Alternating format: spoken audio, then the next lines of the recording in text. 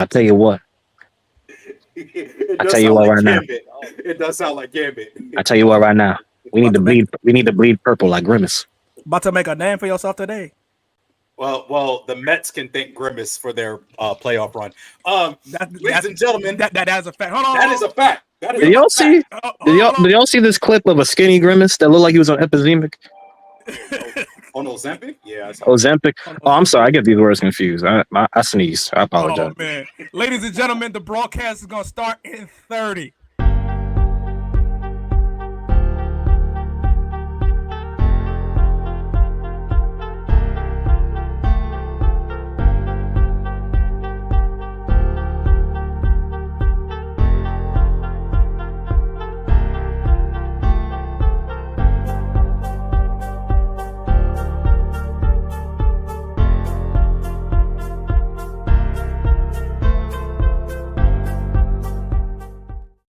Hey, who are these niggas? I cried laughing when I read it. You know what I'm saying? like, we need to stay away from these niggas. Hey, everybody. Welcome to another edition of the broadcast, episode 152, titled Enough is Enough, and it's time for a change. I am not a nugget. Sorry. I am your host and the moderator, the People's Champion, aka Shop Biz, Ronnie of Shop Business. To my right is my tag team partner about IWC. Finally has returned to the podcast. Grizzly Rose, aka the Diamond Cutter. We gonna get funky like a monkey today, daddy. aka Queensmade Grizz. We got him back, of course. Hennessy Bobby Brown, of course. Don Julio. Julio is on the show. And of course, none other than our fantasy booking extraordinaire, Saw Forrest, aka Kid Dynamite. And we are the Backstage Brawl. Last time we left you guys, we had a show where most of the shop was here, except for one. And we definitely had motherfucker. He the one that didn't show up. Hey, do you want me to cut my Dusty Rose promo again about my hard times? Ain't nobody want to see that right now. Let me tell you something right now. Last week we got invaded by the other shows, and I felt surrounded. I felt claustrophobic, and there was no walls. It was just people. It was just people surrounded us. I didn't like it. I felt like we were under attack, but then they made us laugh, so we gave them food. And I didn't understand why you weren't there, Eric. Eric. We can't even say Eric. It's Eric. This is what happens when I come back. I love it. It's chaos. I love it. Yeah, it's a bit of chaos, man. First and foremost, man, like everything that we do here, man, we give y'all a vibe check on the show. Since it's been about a week or so since we've last seen you guys, just checking the temperature in the room as we are on the second full week of October. We are full in fall. The Yankees are in the ALCS. The Mets are in the NLCS. The Liberty are championship bound as they're going for game 2 of the WNBA finals. And the Knicks are back tonight against the Minnesota Timberwolves, where they made the blockbuster trade for Karl Anthony Towns, trading away Julius Randle and Dante DiVincenzo. But that's enough about sports. That's for the sports hit list. This is wrestling. And before we get into it, guys, how are we feeling?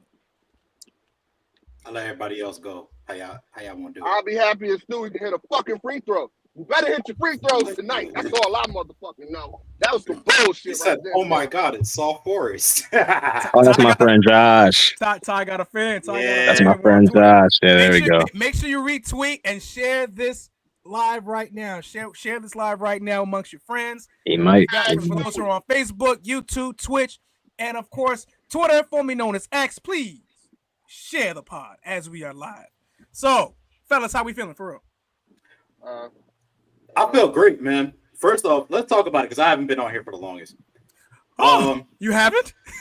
I didn't notice. Didn't notice at all. Yeah, right here. I've been wearing blue. Stu's been wearing blue. And the travesty, and I'm back to shut all that shit down. All right, you see the cup, okay? You see the cup. Wait. Time out. What do you mean you don't wear blue, Eric? You got a Yankees cap in there. I know you do. Okay, that's a difference. That's a difference. Hey, that's my friend Julio. Oh, they're invading today. Kids, yo, there you go. Hey. I love it. Love to see it. I love it. Please retweet, share the live. wherever you guys are at right now. ahead. YouTube, Twitter. Go ahead. Be honest. We're being invaded by Ty's fans, and y'all not a little afraid? I feel like something's about to happen. I feel like. What do you mean? No. I didn't know they were going to show up. Just like I didn't know last week we were going to get surrounded. I didn't know. Our podcast became like a footnote. You know what I'm saying? That was a whole different episode. I felt like that shit not canon. That's GT. You know what I'm saying? We just. So quick update, real quick. Man. All of I hate Ty though. God damn. He do. It's okay. Yo. It's okay. Is he wearing a foot soldier now? No, that's one of that's Bad Bunny. Oh yeah, it's Bad Bunny. Bad Bunny. So I made my first soldier. You sure? I made my first big purchase, which everybody knows. We talked about it off camera. Got my own car now. Yes. Cool. Yes. I was tired of fixing my Nissan Pro. Ty looking like Tyreek St. Patrick. Wait, can I fit in that car now? Like, is that car made for tall people? I mean, I have a Dodge Charger, so I mean, yeah. Oh, word! I need to see photo. What the? I don't get to see anything. I sent you guys pictures when I you sent the chat photos. You didn't send. I sent it in the backstage brawl one too. And he's putting on Instagram. Everybody sees it. I got off of Instagram. That's for demons. No. I sent it in the backstage brawl pod and storylines. That's how I know when Grizz is alive. I don't hear from him enough. He started posting up on Facebook. Well, I just got my live back. Because Instagram had me in the slammer for a long time. What did you do? What did you do? What did he not do? Exactly. Thank you, Matt. What, you had a Shannon Sharp? Oh no, I didn't. Why did we talk about that? Wait. Yeah, no. I did not call anybody by Michelle. Okay, let's start that. I don't want to hear you growling on live, bro. What the fuck? I would never do that on live. On live specifically, he said. I would never do that on live. So you're a growler. Now, if I had an account on Pornhub. What? Wait a minute. We can't. Wait a minute. Well, yep. The show over. You know how much Pornhub is paying for homemade porns? Do we have boots? Do we got a soundboard with like sensors or something? Help! Somebody. I would definitely do it online. Jesus Christ! What do you mean you would definitely? Actually, don't answer that. Moving on. Go ahead, Matt. Sometimes you gotta pop out and show people. You know what I'm saying? Show them what? You gotta show them what? I'm a grower, not a shower. What the fuck? Whoa. Help. Somebody, not even. Why did we start like this? Why do you have that? A grower, not a shower? That's why? What you said? Sometimes the women got to work for it. That's what I'm trying to tell you. It's been 8 minutes of nothing. Okay, I came from Atlanta. I'm quiet. What's your gallery, man? I came from Atlanta. I went to Bad Blood. What is it, Eric, stop him. Something. You see me? I went to Bad Blood in Atlanta, which we're going to talk about Bad Blood. Oh, hell yeah. God. I will tell you my live experience while I was there. All right. There's been nothing else going on the Lord's Day. You act like that has stopped tomfoolery before. That has not stopped tomfoolery. Shed alive, G. Shed alive. So, man. I gotta relax. I was supposed to go to Greenville, but I didn't go to Greenville for SmackDown, so that's a whole different. I gotta relax. Conversation. Matt, you said you're a grower, not a shower. You gotta relax. Nah, that was crazy. That's crazy. We gotta put you in an ice box. My bad. No. And no Omarion. But then I can't grow. In the words of Cedric the Entertainer, that causes shrinkage, and that's probably what you need right now because you need to chill out. Randy, how are you doing today, Randy? How's your week been? The Yankees are in the ALCS. My week has been good. Just got back What's from the Connecticut. vibes, Stu? No, the vibes is immaculate right now, man. Just got back from Connecticut. had a pretty good ride today, and yeah, man. Just wait. Why are you in Connecticut today? I want my lady to go pick up a dog. Wait, what? You have a dog? Well, it's her dog, but I went. I you heard that, Grizz? I heard that. Wait, Rand, what? I was domesticated. I love it. Wait, Crocs Tom. on. Domesticated. Crocs on. He got Time out. Crocs Time out. on. I'm confused. Wait, Not Crocs on. No, not Crocs. wait. Is this your first? This your first dog since Hero? No. Like, well, to be like, she bought a dog for her because she has a house full of dogs. So like, she wanted to buy another dog together. They got joint custody. Yeah, I got joint custody of the dog. Oh shit, Matt, it's getting serious. That's awesome. Yo, Grizz, it's not even Crocs. Tell her I said congratulations. My man got the thong Jesus walk slippers. That's what he got on right The now. what? Yo, he over here singing Cisco love songs, man. Yup. Relax. I'm sorry, bro. Y'all doing the most. Relax. Oh boy. No, but congratulations, man. Thank you. Nigga singing Keisha Cole in the mirror. Just don't let that. Relax. Just don't let that dog do what don't let that dog do what the dogs used to do at my house. Joint custody of a dog, and now you know me and Matt not gonna let that go at all. Oh no, y'all never. Of course not. I know better. I'm domesticated too, but it is what it is. Like I'm on the inside. You know, I'm the only one still running wild. Okay. It was a hot summer for me, Grizz. Remember, I had a suicide watch. I ain't tell you about that one. Yeah, that's crazy. I don't know about all that, but I'll tell you about it later. All right. So let's get to some wrestling talk, man, because it's been about 11 minutes into the show. So I want to hit you on a couple icebreakers first and foremost. So there was some things I've been seeing on Twitter as of late, so I kind of wanted to show you guys. Fuck! I just dropped a Rui. Fuck. Yeah, you type. I mean to do that. Yeah, God you type, bro. damn it. You type. Shit. So, this was from Wrestle Oh, Season God. Online. You got to delete one from history. So, Oh boy. gentlemen, so it's something that says delete one from wrestling history. Delete one GOAT. So we got AJ, we got HBK, we got Kurt Angle, and we got the newly retired Bryan Danielson. Oh, so that's official now. Yeah, that's official. He's retired from full time. He's retired from full time, but he's pretty much, kind of. So unless that nigga's lying and he goes on a rampage, which would be nice. I mean, like Deadpool say, you're retired till you're 90. Yeah, I was gonna say he also said that too. Yeah. Till you're 90. For Jericho, till he's 90. So if I had to delete one from wrestling history, I'm deleting myself. I would not be on the podcast. you know what's crazy? Mad people said they would delete Bryan Danielson, and I'm just like, all right, well, no, I get it because you have AJ, you have Shawn Michaels, you have Kurt. Well, how about this? I've been put this question in my face earlier in the week. I gave my answer, and one of my friends in here wanted to kill me. And I'll tell you what, the right answer is, the right answer is no one, because this question should not be valid. But if you have a gun to my child's head and said pick or else, I'm gonna pick Shawn Michaels, and I'll tell you why. You a bugging. Without Shawn Michaels, the other three don't exist. What are we That's talking about not completely true, but I'll tell you why. Now, the reason why is not based on anything. Yes, he does. Yes, he does. That is the one that hates me. Now, here's the thing. I pick Shawn Michaels based on subjectivity, not trying to get close to objectivity. Okay.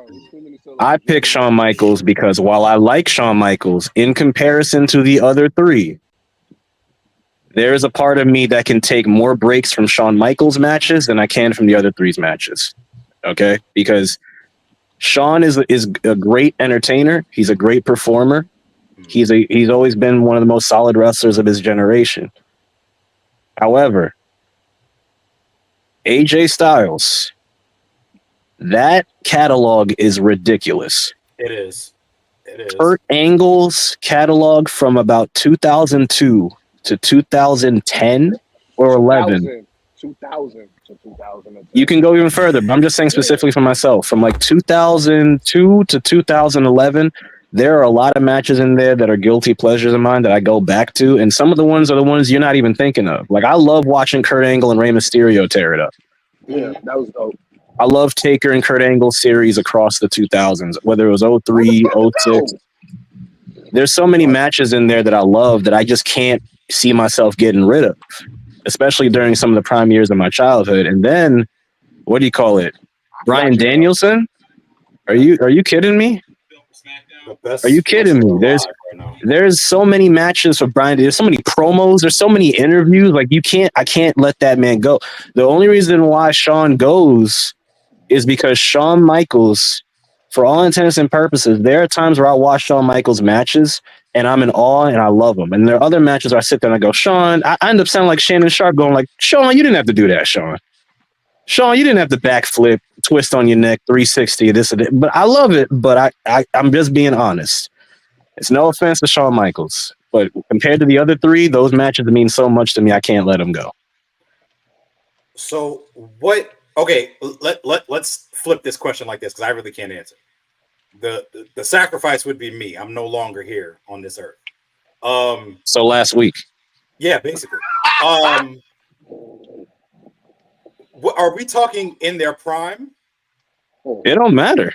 Most of them, the only person here who really started to falter off out of their prime was Kurt.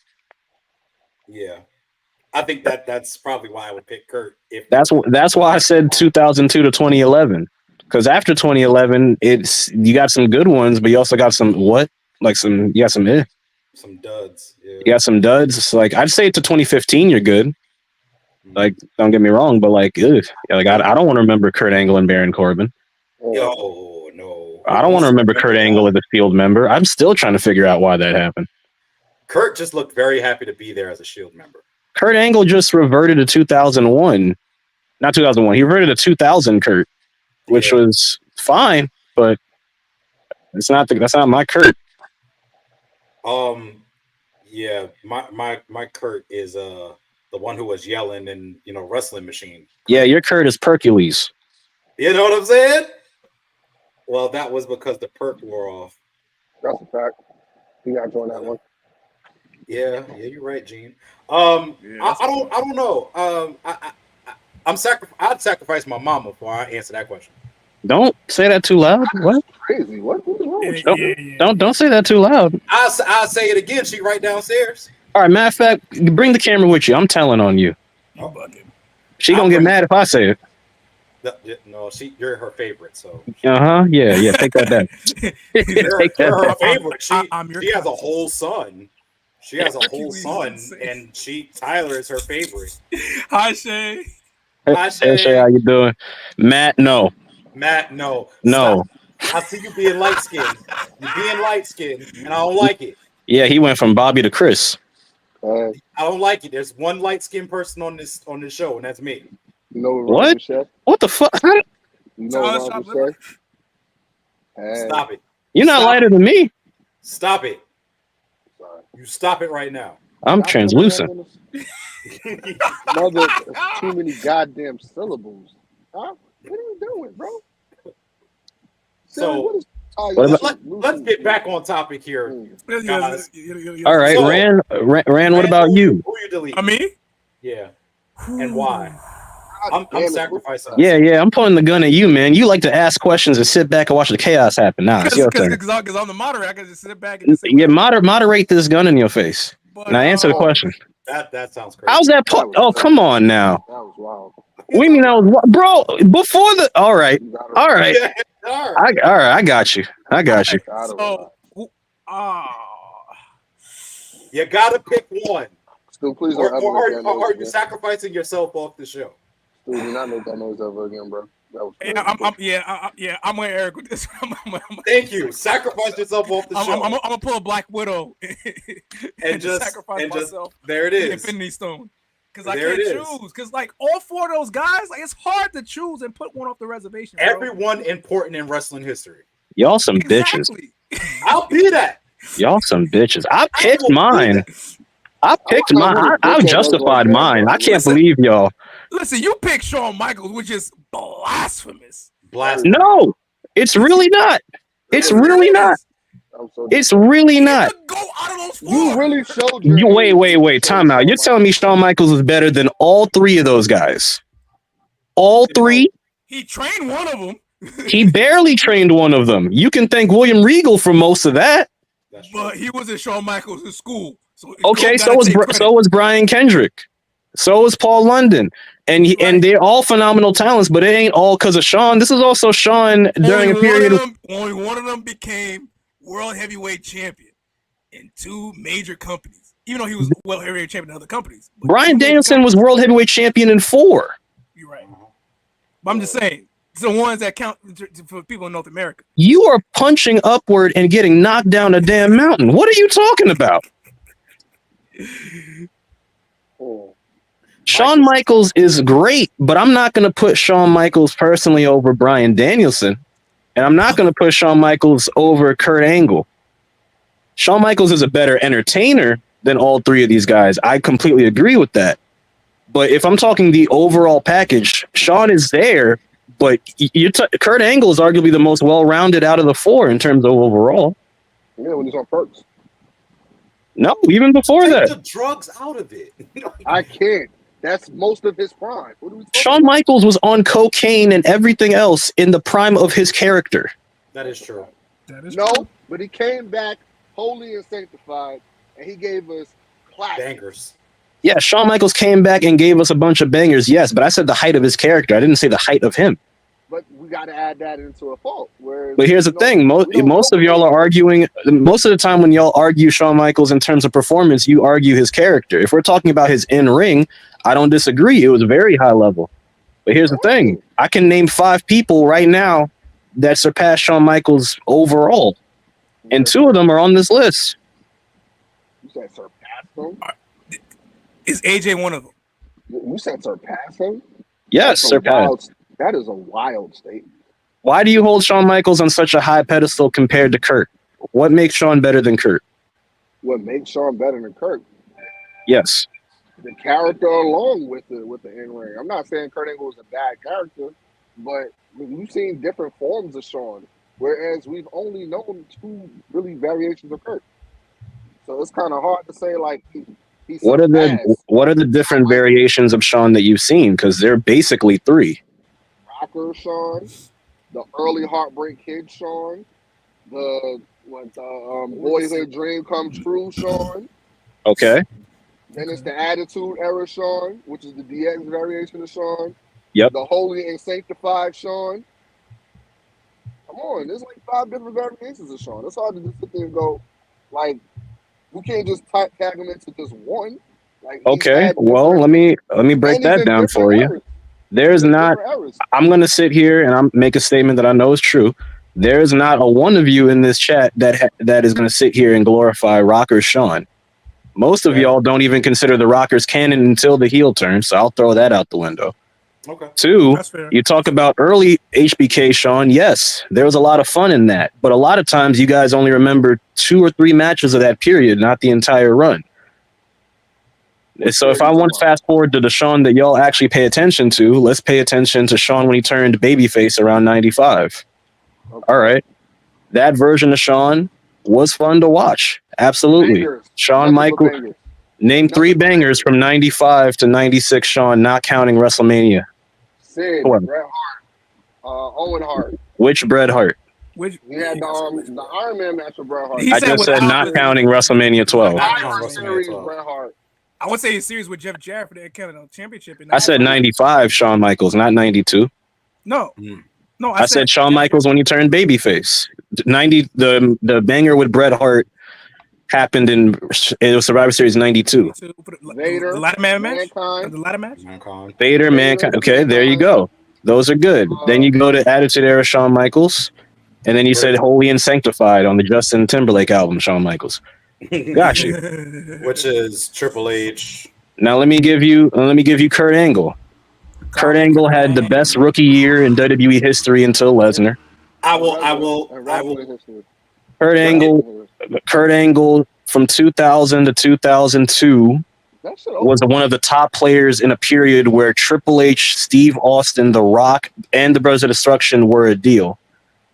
At his height, which was shorter than Shawn, he was considered a legitimate threat to the heavyweight championship in a period where having that type of collegiate background guaranteed nothing.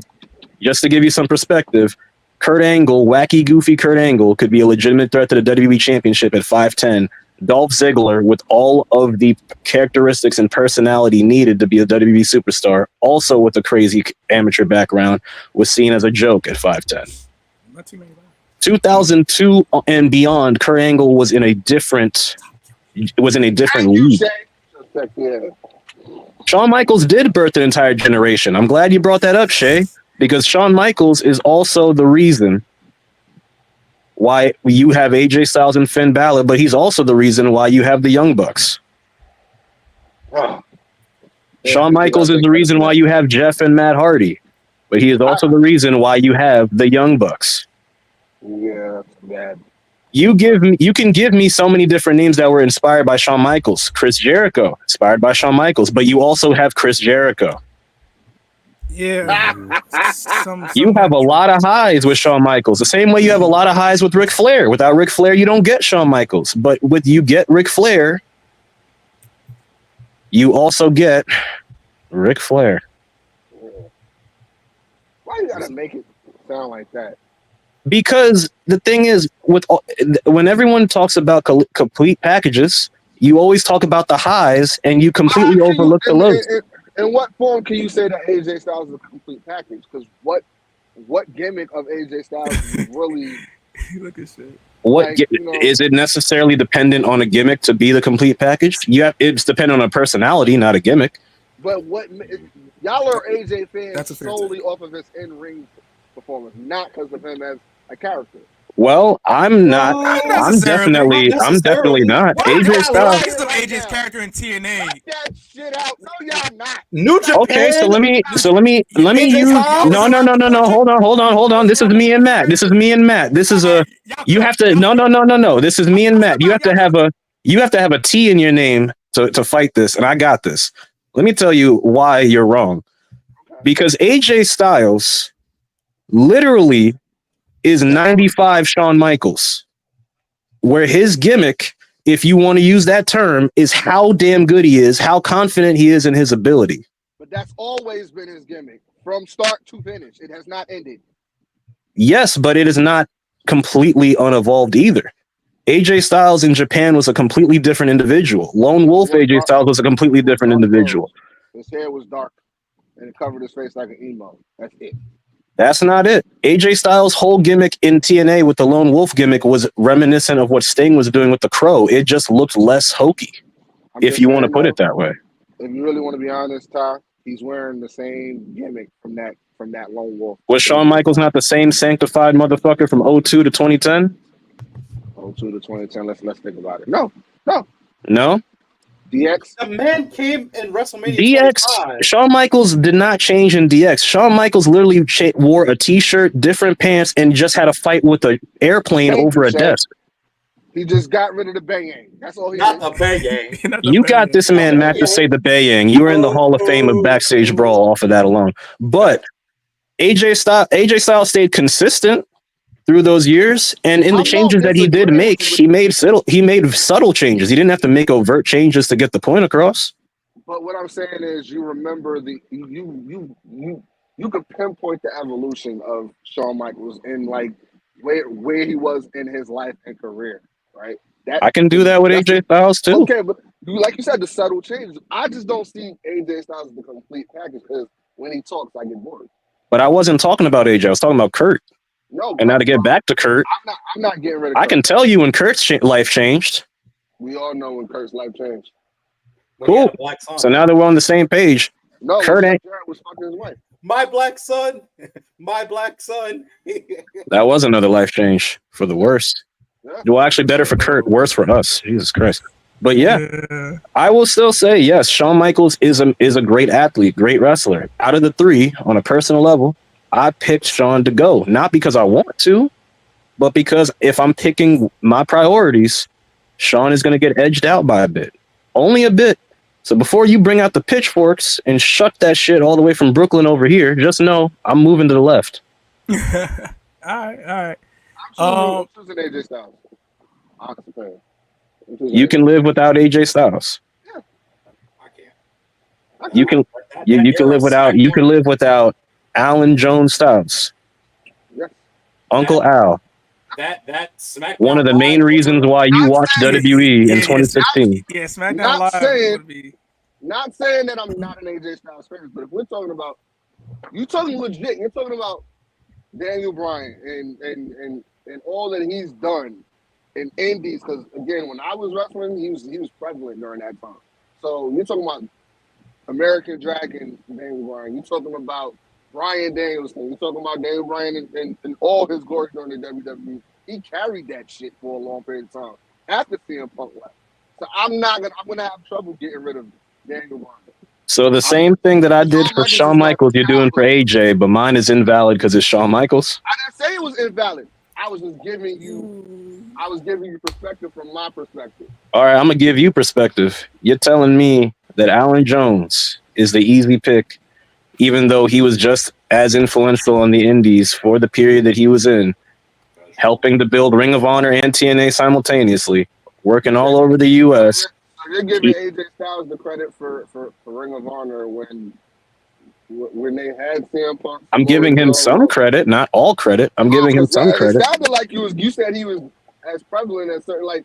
I'm saying he was helping build the indies at the same time. He wasn't helping, but we're talking about the father, like the forefathers of the indies during that time frame. AJ Styles is not mentioned.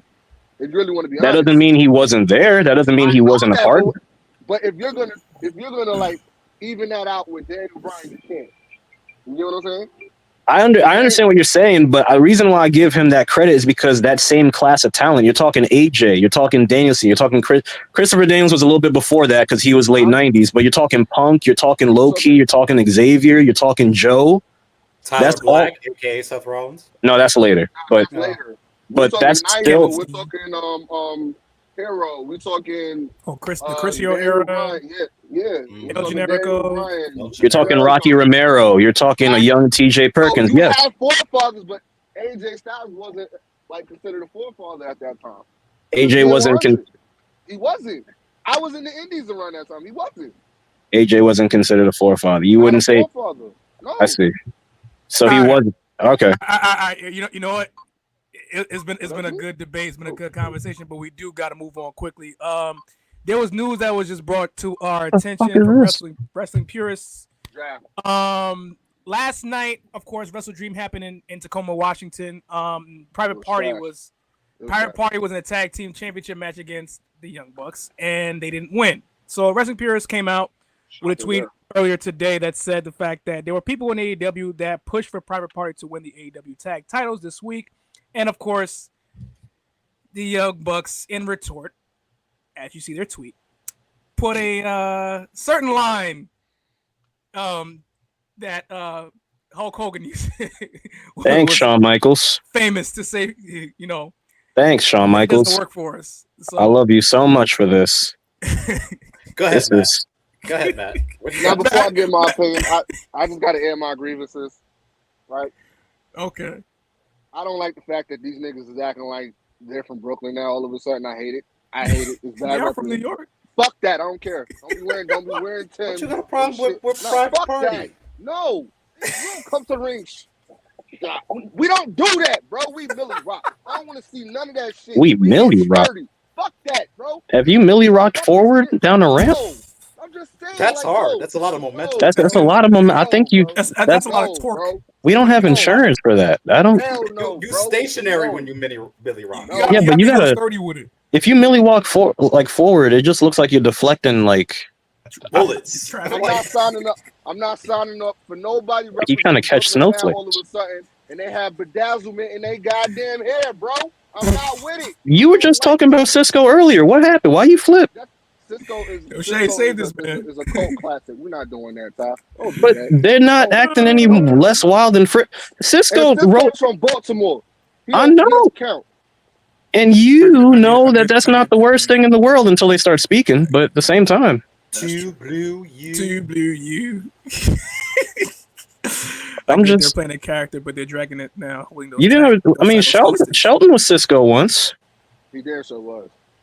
He was Cisco once. We didn't say anything to his face. I was going to tell him to his face when I first met him. Like, yo, the gold standard. We hear balls, bro. It was a big pause, bro. So for It was me, a big pause. What? Yep, it was pause. Gold Chris standard. Brown did the same hairstyle. Did you tell Chris Brown it was a big pause? All right, let's get back on topic. Let's go back on topic because Shay's talking in the chat right now saying for me is this. For me, I feel like Randy, I agree with Shay what she's saying. Like Randy, I get it. They're paying a character. You got to take off the screen, bro. Relax, Come on, bro. man. I'm trying to be professional here. Sorry. I know they're playing a character. I'm glad the camera is from the neck up. I 100% agree. Yeah, I feel like your whole existence as AEW was we're different. We're not WWE, but yet you're doing some WWE-esque kind of things. Like, I don't agree with Mox winning the title last night. That's just my opinion. I agree with it. I don't agree with it. Oh, am I supposed to say what's this? No. The goal was to give it to Darby. Why didn't you just give it to Darby? Wait, why'd the camera get lower? Wait, time out. Keep Shay, don't comment for a bit. Hold on. Okay, we good now. He saw how quick he fixed that. He knew. Yeah.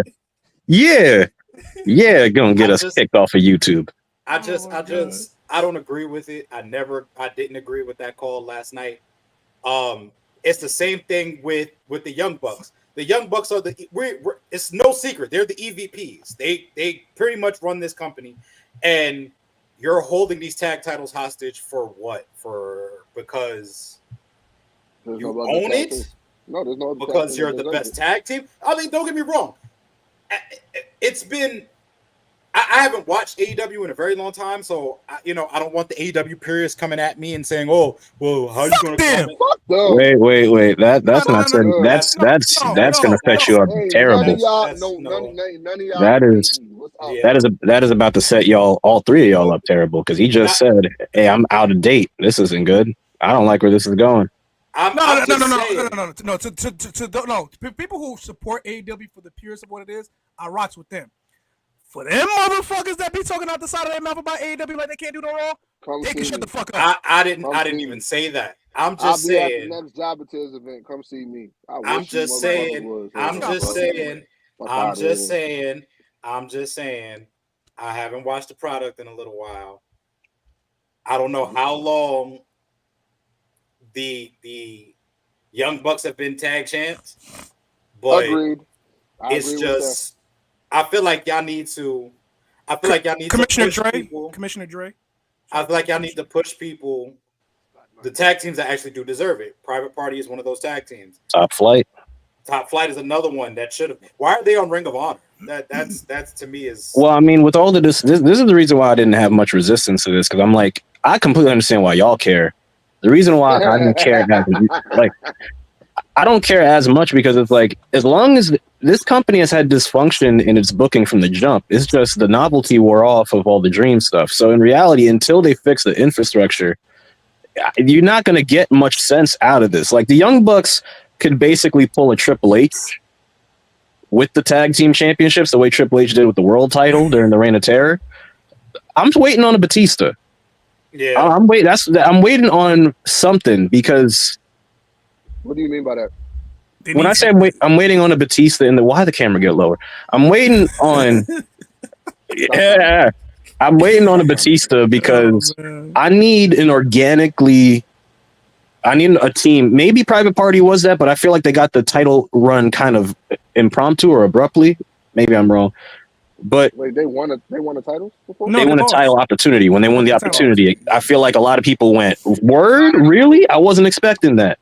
As opposed, okay, yeah, it was out of the blue. It was out of your sweater. So the point being is like, I need like a Batista, like a person who's been built kind of in the background to where you're not really expecting it yet, but when it hits, it clicks and you go, "Oh shit, this really can work." Division? Yeah. How do you do that? You actually, you got to show that you care about the division. AEW booking the Mexican, sir. You're not wrong. You're not wrong. Where's the lie? He's not lying. The verbiage is crazy. Not really, but I mean, that Jake Roberts is walking around with. Them niggas. What they've been doing with Jake Roberts infuriates me, bro. Are you gonna have him as a manager on screen consistently or not? Are you gonna do something with Murder Hawk or not? Can we talk about why the hell did Rico show back up? Where did they dig Rico back you will not say anything bad about Rico showing No, up. I love Rico. Listen, You love Rico. I don't mind. I love the theme too. The theme was fire. Okay, no, yeah, I agree with the theme, but you said you love Rico, Nick. Like I love him as a. That's crazy. I'm messing with you. I'm not mad. You see the way his eyes are bugging out right now? Does that look like me? That's not me. But what tag team could beat that team? Private Party can do it. Private Party could do it. If they sit there and make it, if they actually continue to develop that rivalry, sure, they can do it. Honestly, if they would have never broke up the Cesaro and Will Uter thing, that could have worked too. But that's neither here nor there. Yeah, but now they have the trios champion. Actually, that don't count. Point being, yeah, what are they belts. doing with that? Yo, they have a trios belt for one cup for ROH, and they have another one for AEW. but this is a longer term issue because a lot of North American companies have this issue where they feel like the tag titles have to be like revolving around either the top tag teams only or top talents that are put together in alliances. So until they make a healthy tag division where you have at least 6 teams that can interchangeably replace each other that are legit teams, we're just going to keep going through this cycle. Because what's happening on SmackDown right now? Motor City Machine Guns are coming in, but who got the belts? We'll get to them later. And who got the belts on Raw? I love you Solo. Love you Solo. See, you see them? You see these? You see them? They you see that? You see this? They doing tricks on it at the same time, folks. You see this? You see this? I didn't even know that was possible. Over here praying like Jesus is here. Nah. Wait, hold on, Ty. Hold on. I'm mad that Randy put that photo up because Randy can make that exact same face. No. Hold on. Why I got my man Marshall from Love Is Blind, bro? Come on, man. Don't do that. Y'all keep doing. No. You know what? Actually, switch it. No. Actually, I want y'all to switch the topic. I want you to switch the topic right now because that's exactly my problem with this whole damn storyline. Y'all are so drunk off that Kool-Aid, y'all don't even see the bigger picture of what's wrong with this. No, there's a lot wrong with it. Yes. I'm tired. I'm tired of y'all people with the. Oh, I do. Oh, I God sure damn do. He said Marcus Houston is not my tribal chief. I agree. Marcus Houston is my tribal chief. We ain't clubbing around here. Y'all gotta relax. Y'all gotta relax. Are you in a store? Y'all gotta relax. Yeah, he is. All right, all right. So, quick thoughts on WrestleDream, real quick. John Moxley should not be a 4-time AEW World Heavyweight Champion. Damn, he's 4-time for real? I thought he was 3. Yes, 4. They had no Record choice. breaking 4. Well, guess what? Guess what? This title reign should have been maybe the second one. All that shit that happened in between is on TK. That's on them. I'm not going to blame Moxley for that. No. I don't blame him for it. I blame creative. Oh, no. I know. I just want to make that distinction because there's some people that cannot separate shade for shade. So that being said, Moxley winning the championship with this current storyline, I can agree with that. And I understand where Shay's coming from. Shay said, Brian barely held it, but that's part of the point. Like if Brian did hold it too long, the reign would have faltered off in certain ways because it's not because he can't have a long title reign as a babyface. It's more so because in the case of Brian, he is wrestling being held together by tape and paper clips. True. If he kept as intel. Say something that we're all thinking. Okay. Daniel Bryan Danielson should never won the title in the first place. All right, we're gonna stop talking to you.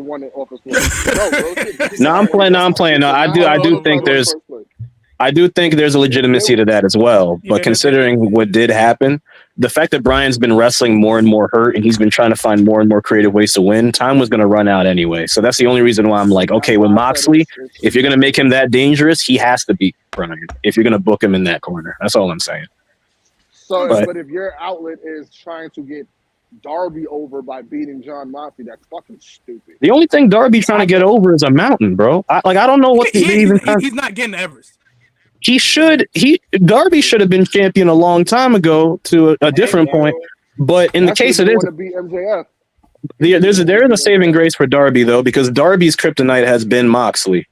So if he can actually beat Moxley for that championship while being held together by the string of God, then yes, I would like to see that. He said, "I prefer Moxley holding it over Jericho." Thank you. I prefer Moxley. Oh, I prefer Jericho to be on a different show like OVW, where I can't see it. No offense to the legacy of Chris Jericho, but this current iteration is hard to watch, man. I love Chris. He's Mickey Rourke for real. I love a lot of Chris Jericho's career. I don't like a lot of the recent stuff that happened. Like, I can't look at, like, you know how hard it is for me to sit there and be like, yo, man, I love watching Chris Jericho. I'll bring you clips from 02, 07, 08, 09, 2016. Then somebody's like, he looked like Mr. Krabs with the shell off. Ruins my whole day, bro. It ruins my whole day. It ruins my whole day because this current version is, this current version, bro. And here's the funny part. He could be doing it on purpose, but the fact that I can't tell is the problem. It's killing me. Like, part of you wants to sit here because of your childhood respect for this man, wants to sit here and go, maybe he's doing it on purpose. Maybe he's trying to get heat. but maybe, just maybe, he just woke up and said, fuck it. And the fact that I can't tell is scaring me because there's no sense of comfort here. Yo, Mike, your blood, they're company, bro. So we gotta talk about him, man. Listen, I'm not gonna hold you. I'm mad because he's telling the truth. I don't know if he's kayfabing or if this is really what's going on with him. Just think of it this way. Imagine he was doing it on purpose. Like, imagine he was doing it on purpose and he worked everybody. We'd all be like, yep, you got us, Chris, you got us. But then at the same time, your Twitter trash. So as far as I'm concerned, I don't know. And I don't care anymore. Just please take it off the TV. Ever since that January 6th, man, people have been looking at Jericho kind of funny, man. But my bigger question, though, is, are y'all able to separate this run of Jericho when y'all think about him in the lore? Absolutely, because as far as I'm concerned, Jericho retired after the network went to Peacock. Because all the Jericho that I want to watch is either on the network or it's in a different company on YouTube. The current Jericho that I'm watching, I can cherry pick some things that I like from it, but a lot of it just seems like he's clinging, and that could be a part of an overall storyline as well. I don't even like Brian Keegan, like the fact that he's with the damn learning tree. The only saving grace of the fucking learning tree is seeing the progress and seeing how far Big Bill is coming. But Big Bill was already doing that with Ricky Starks. No, I know that, but the fact of like how far he's come since everything that he's been through. No man for call man. I'm not calling that man. What are you, Eric? What are you? Are you Dominican or Jamaican? Which one are you? Which island? Were you shipped around? Are you from the Virgin Islands? Where are you from? My blackness will not allow me to call that man that. Sorry. Right, that's what I'm saying. But quickly, let's pivot to the women real quick, man. Shout out to Willow Nightingale. Yes. Putting on a great performance. Can she win a championship, please? No, I know she was TBS chick. Can she win the world title once, please? No. I'm just saying. Could Athena like graduate from ROH like it's not NXT? Come on, AEW. Randy, you don't even got to tell me that, bro. I've been advocating for Athena for years. You don't got to tell me nothing. I was happy watching Athena read books on WWE TV, let alone winning a championship. Let's not even do this, man. No, real shit. I think it's a choice for her. I think she wants to be on ROH. If she can shine where she is and avoid the dysfunction of the main AEW roster, then credit to her. I think you have a. You have a point. Wiki. But then I also saw Queen Aminata run into Sasha Banks, and now I'm scared because I like Queen Aminata in Ring of Honor. I do think she should be on AEW TV, but damn it, I don't like this writing, so I'm scared. But all right, so quick question before we move on, Ty. What's up? And this is to the floor. Cool. As it pertains to Mercedes Monet's run, it's been long enough. It's been from March to now. We're in October. Who we talking about? Mercedes. GTA Tripper. Vice City? Okay. All right. So yeah. As it pertains to Mercedes Moné from March until now. Yes. How do you have viewed her run? And do you think that there were some things that WWE hid from her, TV wise, that is being exposed in AEW? Okay, I'll tell you this right now. Dude, I that's told the you wrong when she won the IWGP Women's Championship from Kyrie Sane that I had my hesitations because I didn't like the feeling I was getting from that decision.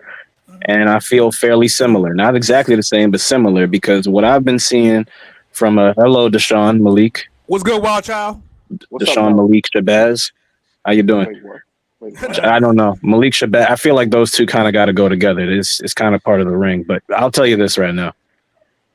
I feel that Sasha Banks's run is one of those things where she's showing you what she wanted to show you a decade ago.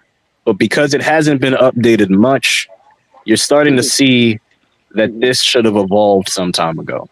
A lot of what she's done is similar. And I give her all the respect in the world. She got all the freedom. She can do things now. I'm happy that she feels better and she's more confident in what she's doing. But we haven't seen the best of this run. We haven't seen that many great things of this run. There's a lot of confusion. Her finisher has some errors in it in terms of cooperation, so it comes across falling flat a lot of times. A lot of what she's doing, it feels like, you know how people used to meme TNA, how like a person, the Pebble has appeared in the Impact Zone, and it's just like we give it a different label, but it's the same thing, and it's kind of watered down, or maybe it's a little bit increased because you're in a smaller environment, so you're a bigger fish. That is what her run genuinely feels like. It doesn't feel that different. It feels like she's finally getting to be the Sasha she wanted to be, which her overall character has been, I'm the baddest bitch in the room. But the problem is that we've seen so many hiccups and stop and starts with this character for so long that now that we're starting to see this version of it, we're starting to see like a full-length, more untapped, like untouched version of it. We're starting to see, wow, there's not that much substance to this the way it is. Similar to when Moxley came in at first, we were like, yeah, this is going to be the real Dean Ambrose. This is John Moxley. This is going to be all the cuffs are off, the chains are off. And you just kind of sat there and went, okay, you bleed more. And don't get me wrong, Moxley's promo stayed consistent and he was doing well in terms of presentation, but they didn't capitalize on it very well. The same way they're not capitalizing on the better things Mercedes could be doing. A lot of the stuff that she's been doing has been attempting to talk, and a lot of those promos just sound like, I like the presser interviews with her better than her on TV promos. Let's put it that way. I do too. So, I like her on podcast more than I like her on TV. The fact that we like her as Mercedes everywhere else but AEW TV is a problem. So there you go. I don't particularly care for her on podcasts and radio shows because she comes off kind of pretentious. She's from Boston. What you expect? Well, in the same regard to, like we said, with possibly Jericho, that just might be her be blending in the gray. Maybe she's blending in the gray for the better or the worse. I don't know. But I'm going to tell you this right now. I would like to see an evolution in certain things that she's doing as opposed to just like a stagnation that I feel right now. All right, Ty, this is a quick take before we head to WWE and close out the show. So this is a quick take for you, Ty. Ty. So, Ty, now that we know what we've seen from Mercedes Moné, has she fell down the rung as you like in terms of ranking the horsewomen? Like, where is she now? Obviously, Charlotte's one place, and where do you think if you had to rank them now? Where would you put Mercedes at this point? I think that the ranking of the horsewomen in general is bullshit, and the reason why I think it's bullshit is because a lot of the ranking comes from people accepting the fact that a lot of shit couldn't change. Like you go, well, how am I supposed to rank Charlotte lower? Because she's a 16-time champion. I can tell you why I'll rank Charlotte lower, because all the time she was exposed on TV or overexposed on TV can be contradictory to her legacy, even if you pad her stats. In my opinion, the best horsewoman is Bayley, and it has been Bayley from the jump. But if we strip away just like, if you're talking about where does Sasha rank, I apologize for not answering directly. Sasha would be 3. Okay. I would have it be Bayley, Becky, Sasha, then Charlotte. And I'm perfectly fine with that ranking. And that's no offense to Eric, who was about to get up out of his chair. I'm not taking anything away from Charlotte's ability to perform. I'm not taking anything away from her as a athlete. And I'm not saying she isn't an important character in WWE history. She absolutely is. But similar to John Cena, similar to Triple H, I could have erased at least 6 of them damn title reigns and gotten the same result. That's a lot of filler. That's fair. That's a lot of filler. That's a lot of filler. That's a lot of time I'm not going to get back, Eric. That's a lot of gray hair, Eric. That's a lot of things that I can't deal with, Eric. You understand, Eric? Eric, you understand? Eric, I sound like a DJ right now. Eric, you understand that Charlotte Flair tapped out Asuka for no reason at WrestleMania? Eric, I don't disagree. that ain't the main reason why I'm angry, Eric. But damn it, that got me over the edge. That's a pay-per-view, Eric. Do you understand, Eric? God damn it! Listen, I can honestly stop talking with your hands, Eric. No, I'm playing. Oh man, I can agree with you on Eric. two or three Raw Women's Championships. Yo. Definitely the NXT title.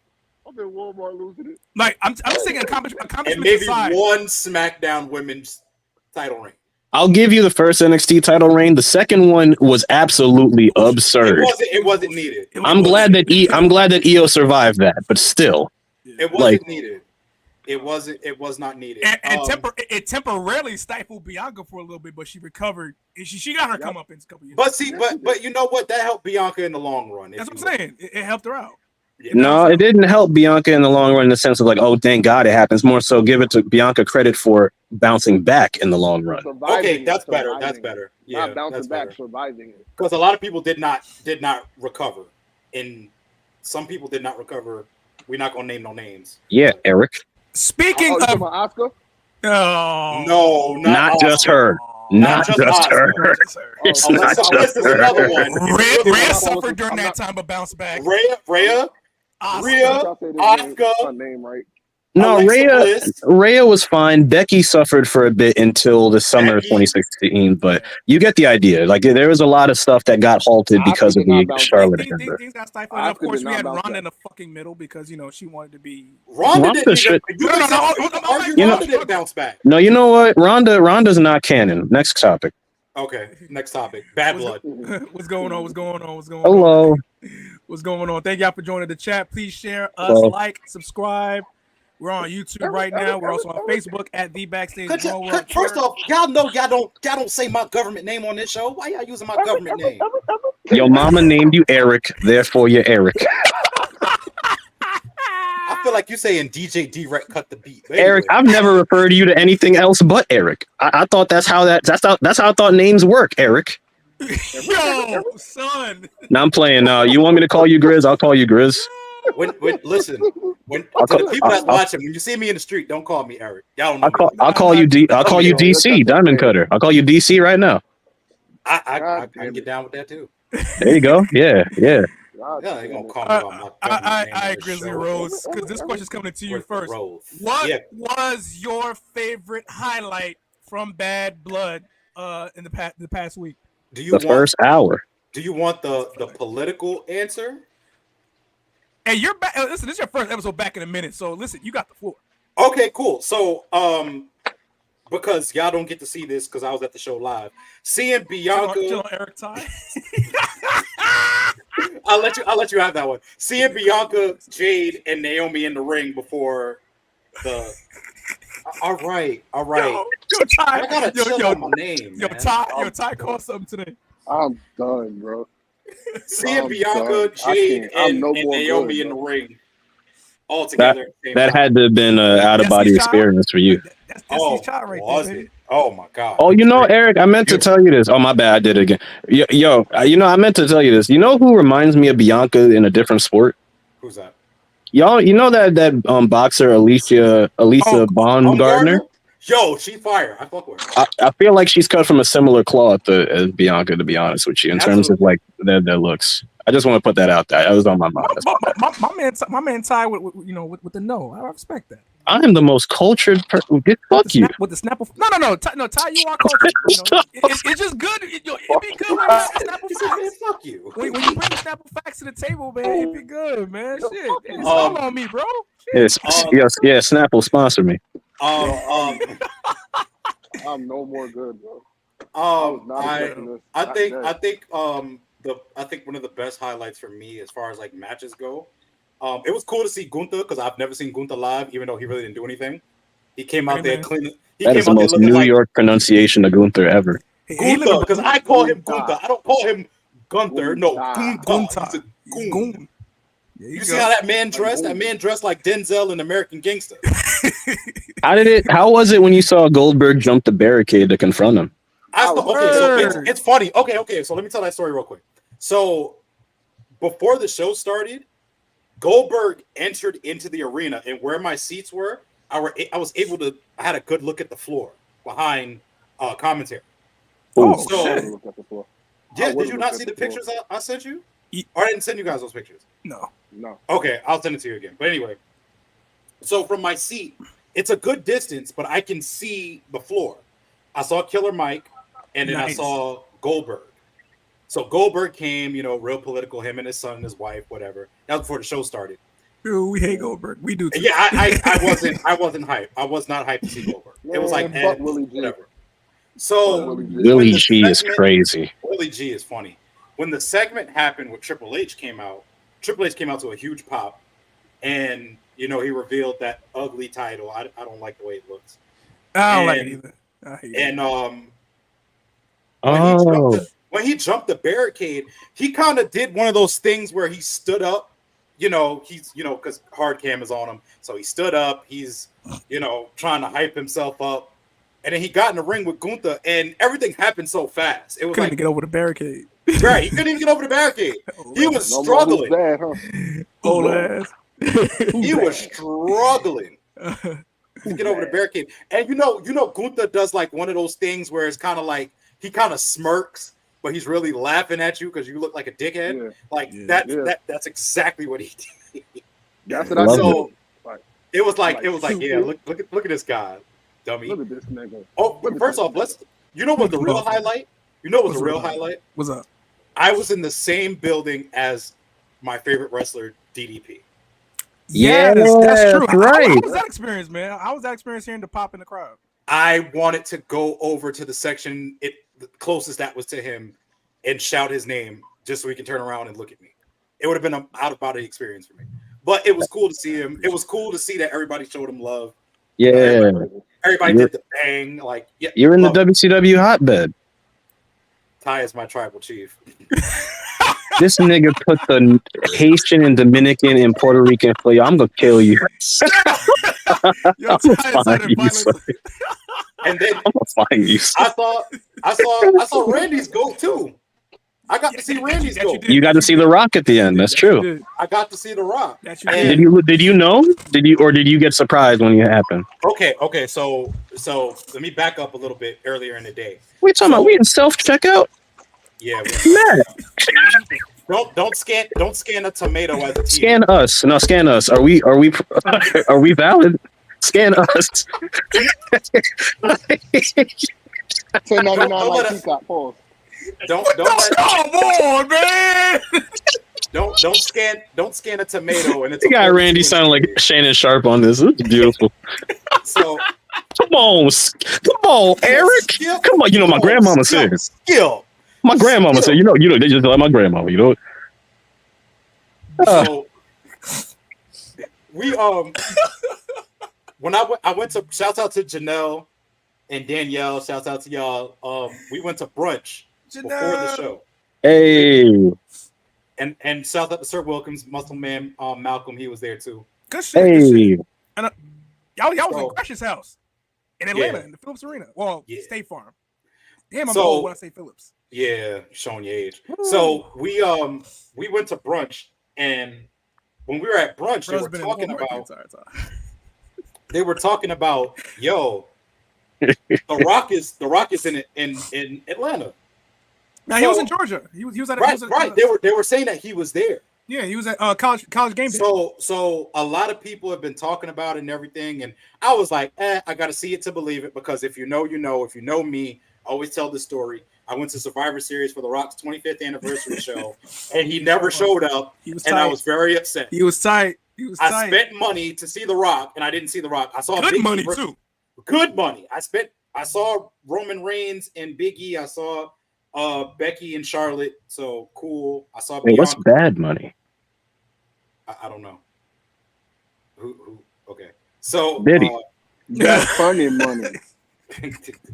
That cocaine money. No, brother. Take that money. You around too many white people in Walmart to be talking about some cocaine. If you don't get the fuck out the store. So when he finally did come out, it was like, oh, okay, cool. Like I popped. Like I was sitting next to this little girl and her mom. Her mom was fond as hell, by the way. But anyway, okay. So I was trying to get the mom. I was looking at the mom the whole time. And focus. This nigga Matt, bro, is killing me. This nigga look like Salt Bae pointing at the fucking goddamn phone. Hey, Matt, she was a wrestling fan and she was a black mama that wore glasses. All right then. So, and she was thick. So, this is why I'm retired. I'm glad to be retired. She was in Atlanta. She lost. Yeah, she was. You're in Atlanta. They all thick in Atlanta, bro. I'm out that life. So she lost her mind, bro. Like the whole arena went crazy because they just didn't expect that to happen, and it was kind of delayed because I have a video of it. It's kind of delayed. Cody holds up the championship, and then you see like the graphic come up of The Rock's entrance, and then the music hits. It was like a split-second delay. Oh wow! Seeing Drew get bloody like that from that toolbox shot.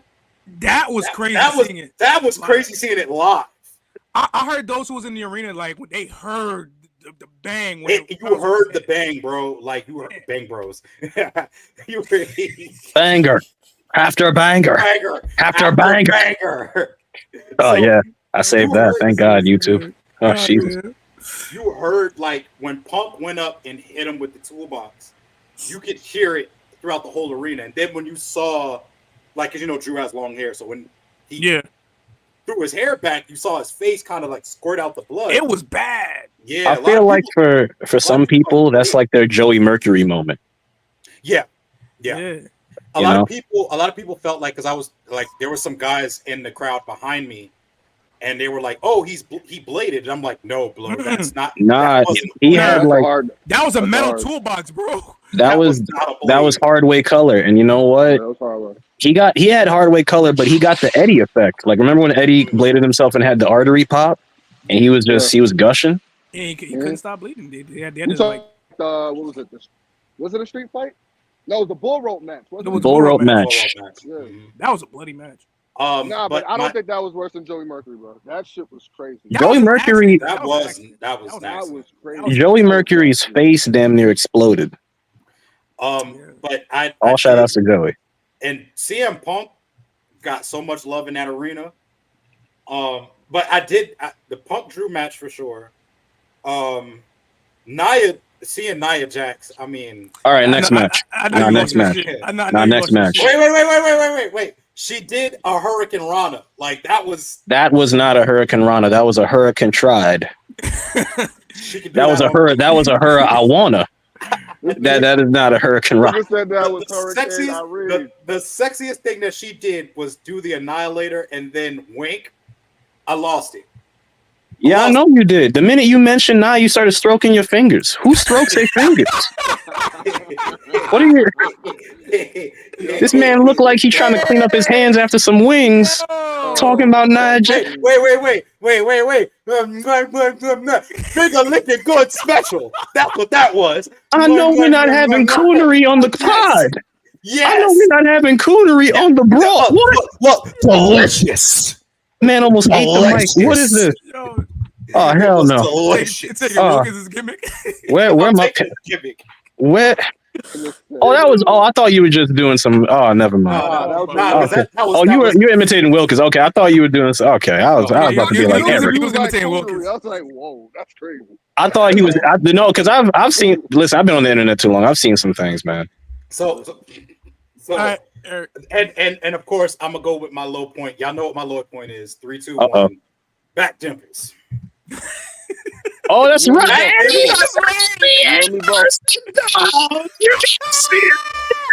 Dog. Let's talk about it. Let's talk about how she missed her cue. Let's talk about that. Yeah, she did. She did. Because so for the people that are watching, if you do read the dirt sheets, people are saying that she Liv was supposed to win. There was supposed to be a bell and everything. Yeah. And basically she was not supposed to get caught by the ref. She missed her entire cue. Like that's why they had to call it as a no DQ. Yeah, we did. Yeah, we did. Imagine me being there live, seeing it. Nah, 1, 2, 3. And then she goes, hold on, no, I gotta get up for this. And then she goes, picks up Liv after the bell rang, and put her over Liv and put her on Rhea Ripley.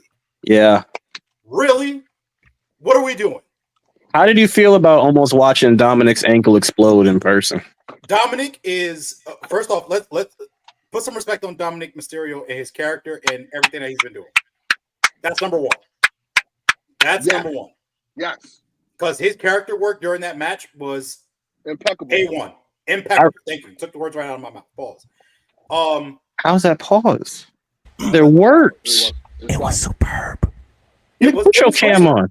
It was great. No, don't do ASMR right now. It was. I'm about to say, man. What does that mean? I don't know what the ASM or the R mean, but I know it sounds weird. Like if you're not expecting it.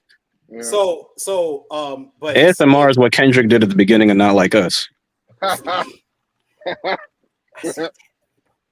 So you, I mean, seeing Dominic do his work, it builds to the story and it builds and everything. I don't like shark cage matches because they're kind of hokey. You know, something hokey is going to happen. Like, you know, they're going to either escape from the cage or still help. I thought, you know what I really thought was going to happen? You know what I really thought was going to happen? No. I thought that at some point during the match, Dominic was going to try to jump out of the cage. And a lot of people were clamoring for him to jump out the cage.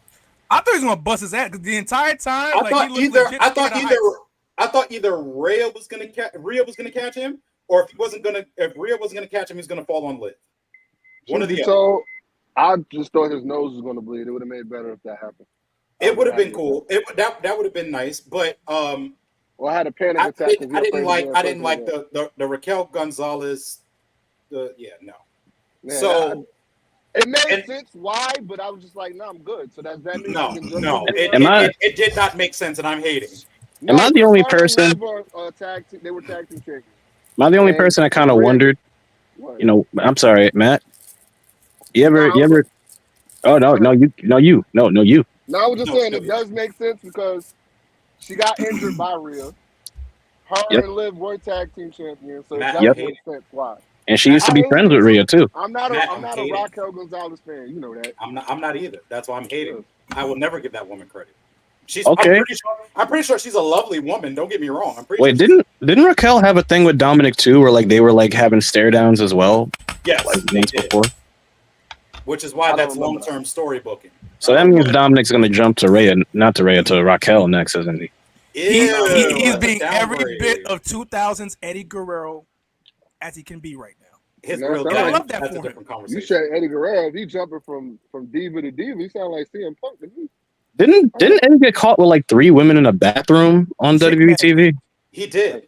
Didn't he get like caught in the shower with like a couple people? So I guess he's trying to close the gap here. Hey man, that was an accident, Holmes. So you got the mustache for that, and that's his real dad. But anyway, even and just for anybody that really wanted to know, the main event. I don't know if they blurred it out on Peacock when the crowd was chanting it, but they really did say "fuck Solo," and Roman kind of played into it. I heard. Yeah, somebody had a sign that said "Solo eats corn the long way." I swear to God, that was funny. That is one of the most hilarious wrestling traditions I've ever seen. If you saw that sign, I was sitting like directly behind that person. That's awesome. That's how funny that was. That's a dope. I ain't gonna front. That's a dope ass experience though. I did want to make mention of the cell because I know that's been the talk of the town. I got like the whole conversation. That'll segue into the next conversation as well. Go ahead. Happy with the gray cell. It's not exactly the same steel colored cell, but I'm perfectly fine with the new cell. I think those cells were padded from the way it looked. Look, it still looked dangerous. As long as it don't look neutered like the chamber, I'm fine. Neutered is wild. It is. The chamber used to have like a floor where you could see through it and shit. Now it's just pads, and you could do more stunt work in the chamber without feeling as scared. But now it's just like it's about protection these days, so you know that. Yeah. No, I know, but like the chain floor, that was part of the appeal, and that was gone. Now it just looked like a toy. It looked like a dude. I got one little nitpick about this show. Just one little Okay. nitpick. Just because I was there live. All is missing is GTV. Good shit. So Come on, man. what the one little nitpick I have is Cody What's going on, Mel? What's going on? Cody Good. doing the insurance, and then they had to restart his actual music. That I saw that.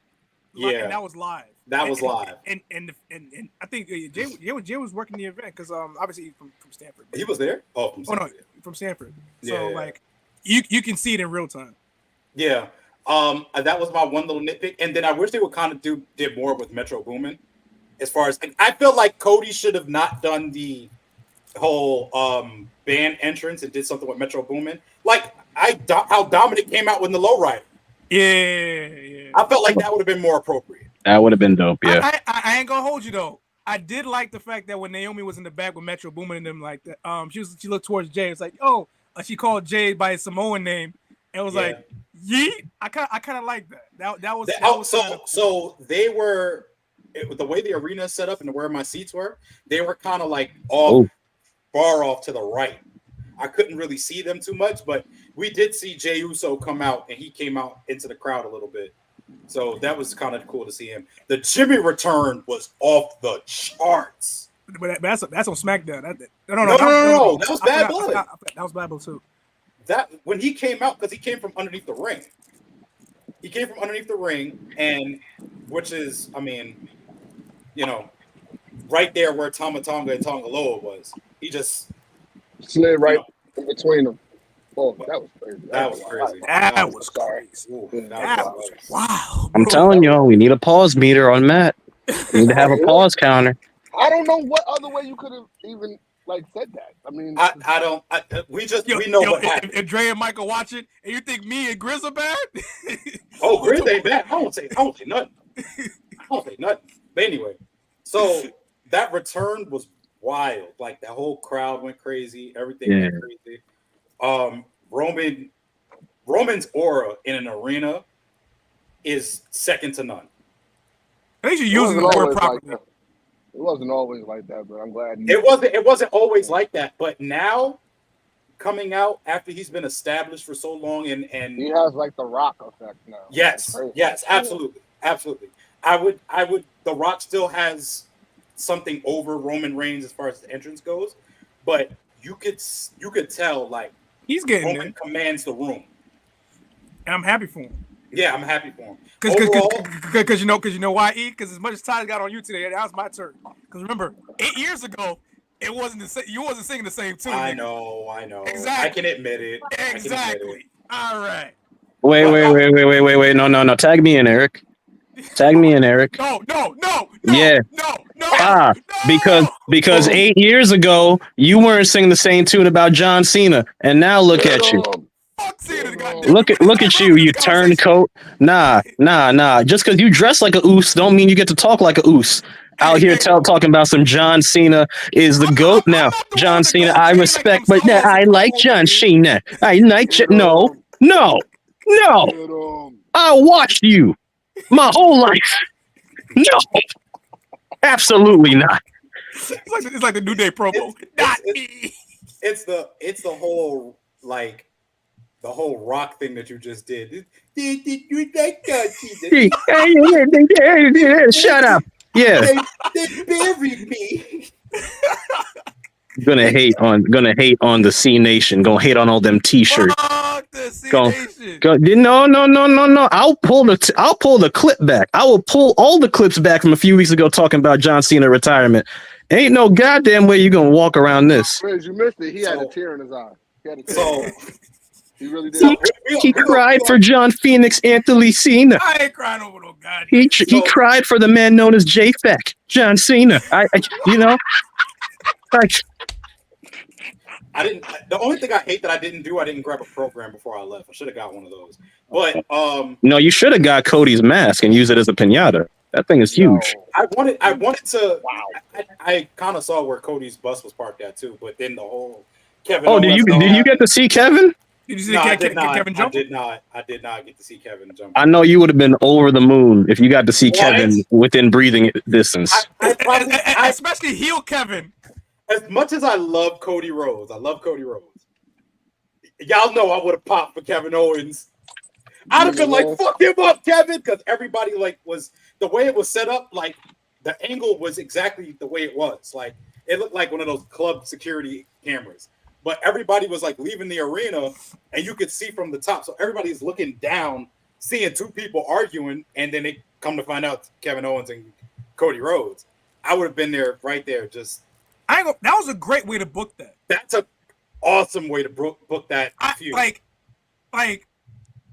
obviously, like, we kind of fancy ourselves as fantasy bookers and shit, but out of everything that we try to fantasy book in terms of an angle or a heel turn, that was a really good way to kind of turn. I don't even think it's a heel turn. No, I don't think so either. But because of Cody being the babyface in the story, yeah, I get that. If you want to be technical, well, actually, Kevin is not in the wrong at all.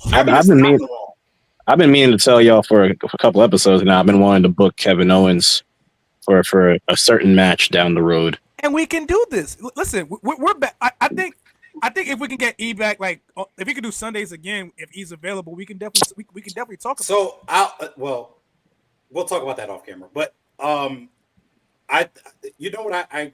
know everybody wants to book Randy Orton to be the one to take this title off of Cody. Oh no, I book Kevin. I humbly have Kevin. It has to be Kevin. It has to be Kevin Owens. It has to be. Kevin Owens has been chasing this title now for almost 5 years. He's 6, really. He's been fighting the bloodline. Like I said, Kevin Owens is not wrong in this situation. He's not the heel in this situation. It's like having put it like this. It's like your boy is dating a girl that's very promiscuous. You keep telling them like, yo, I'm sorry. That's a great song. It's a great song. It's simple. 2006, good times, good stuff. You keep telling your boy like, yo, stop dating this girl. She keeps breaking your heart. She keeps doing this. She keeps doing that. Blah blah blah. But you keep going back to her, and you keep sitting there trying to find the good in her and helping her out and all this type of stuff. Eventually, your friend's gonna get frustrated with you and just say, "Fuck." So I got a question. I should listen to that advice 2 years ago. So I got a question. Wow. You gotta relax, dude. Yeah. Happy people. Why would? Happy people. Oh, the chair's red. You shocked? Eric, you got a red chair. Why are you telling me? Tell me what I'm telling lies. No, I was gonna say, Eric, by your logic, why are we cheering Rhea then? Yeah, that Rhea's not justified in her storyline either. She's not crazy in her story too. Isn't Liv the hero? Yes. In reality? Yeah. Like Liv is technically building the Avengers of we don't like Rhea to fight Rhea. Listen, Rhea's not wrong in her situation. Kevin Owens is not wrong in his situation. You just said Rhea is wrong in her situation. Oh no. I'm sorry. Liv's not wrong in her situation. Okay. Kevin Owens not wrong in his situation. Who else is not wrong? Like they're not wrong, bro. They're not wrong. Yeah, technically Drew in the same. Drew's not wrong in his situation. No, well, Drew in terms of Drew wasn't wrong at the beginning. He was wrong at the beginning. He kind of okay. It's kind of like the Swerve Hangman situation. It's like Swerve was definitely wrong all the whole time. Heyman wasn't wrong. Heyman's not wrong at all. He's not wrong for burning the house down. But I've never cheered for a white man that much as I did. Wow. I'm sorry. I'm pretty sure members of the black community thought so too. I know it's just because just off the story, it makes more sense. But I'm the one that's gonna get us canceled. This is crazy. That was wild. Matt, we can agree in the same direction and keep the show. I promise we can. They're not wrong. Drew wasn't wrong up until WrestleMania. Nah, he wasn't wrong until the bracelet. That's my opinion. That's my opinion. Because that was a step too far. Once we got to the bracelet, it was step too far. There's too far. And you know what's going to be the next one that's going to be justified in that? It's going to be the CM Punk and Seth Rollins eventual confrontation. Punk isn't wrong. Punk isn't Well, and Punk's not going to be wrong in that. No, situation. neither of them are wrong. That's the problem. What is Seth Rollins' beef? What is his beef in that anyway? Because Punk is a deadbeat dad to him. Pretty much. He's basically saying that CM Punk. He's sounding like you abandoned me at the doorstep when things were getting good because this on the third night you to come back and be a dad. Yeah, because now you want to be a dad. Fuck you. It's just weird for me to see CM Punk. Now, I'm sorry we deviated so much, but it's weird to see CM Punk in the Raven role now in these stories. Yeah. It's like it's weird because you remember the monsters from the world, and I hate you like I hate my father, and it's like you're Raven in the Drew storyline, you're Raven in the MJF storyline, and now you're going to be Raven in the Seth Rollins storyline. And the crazy part about it is it all revolves around the Shield because he handpicked him to be part of it. Until we get to that, until they mention the part. And Hero, right? It was him being the Hero, right?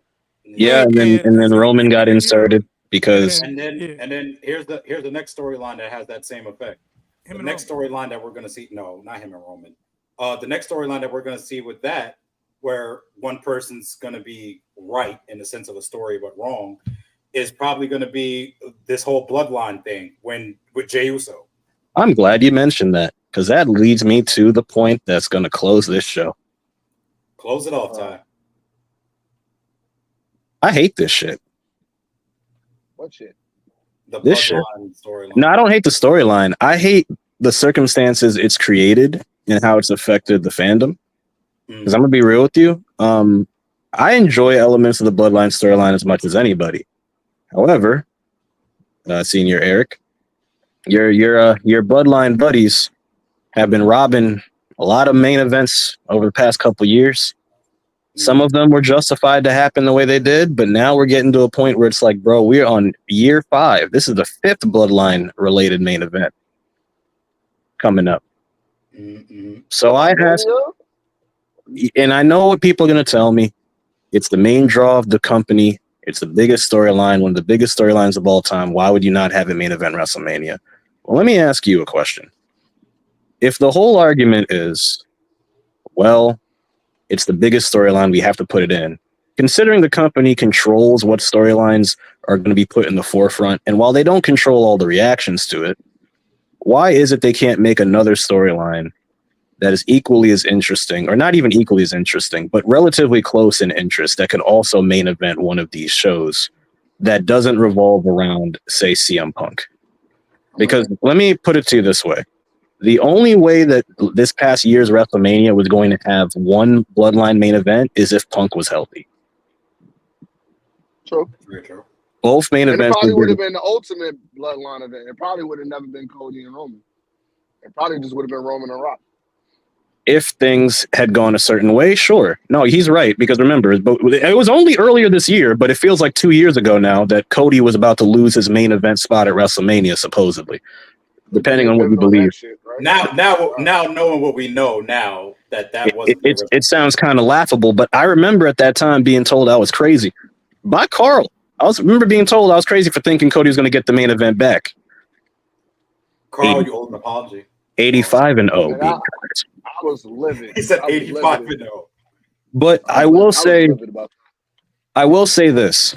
The reason why I bring this up is because I remember a conversation. I was talking to somebody else in the podcasting community. The name can't come to me right now, but I remember saying that Bayley and Io had a good case for being a main event at WrestleMania, considering their storyline had been going on for 2 years. In reality, we did argue, but we did have a debate about that. And unfortunately, it didn't happen because of the Bloodline story, right? You have the situation of Sami Zayn possibly of being one of those Bloodline main events when his storyline was a year in progression, and he had a more direct path to the championship for Mania than even Cody did at that time. Definitely. And that got it was over too. It was one of the most over storylines then too. Now, credit to the company, they gave it to us at the Elimination Chamber, but that was only because it was in Montreal. Right. I feel, well, maybe not only because it was in Montreal, but it was convenient that it was in Montreal that they could just go, well, we gave him the biggest moment he could possibly have. Also, shout out to Sami Zayn for having like 3 hometowns. This shit is hilarious, actually. But I will say, when it comes to these Bloodline main events, I feel like sometimes we get so caught up in the moment of the storyline, we would realize that a lot of other things could also be shuffled around once the novelty kind of wears off a bit. Because for me personally, I don't mind the storyline continuing. This storyline can continue as long as I have kids, or like what to the point where I have kids. Because they just got more cousins multiplying, and now there's just like this pipeline where like the next generation of Samoans, I'm not going to say they're going to have it completely easier, but they're definitely going to have it as a more like seeable option than previous Samoans did, right? You mute, so I don't know what you're mouthing over there, Randy, but what you call it? I turned into Eric this time. Yeah. No, I said it's a family business. But the thing I'm trying to say is like, when are we going to get to the point where we can have other main events? And maybe this is just, remember when WrestleMania 29, or was it 29 or 28? I think it was 29 when they said we have 3 main events. Like it was Punk and Taker and Brock and Trips, and it was Rock and Cena, and they said we got 3 main events. It might have been 28. No, that was 29. No, it's 29, unfortunately. I remember telling you guys some time ago that I believe that the 2-night pay-per-views kind of takes away from the main event, takes away from the main event status, only because like you can say you main evented, but did you really main event? Because you never see Roman Reigns only in the night 1 main event. Right. Oh, we had an argument about that last episode. Yes. So to bring in terms of what the main. So basically, we're just continuing the argument. When we were talking about SummerSlam and Royal Rumble. Yeah, but it still ties in because it stemmed from the SummerSlam turning into 2 nights. So now that WrestleMania is also 2 nights, it's like, what is the true main event nowadays?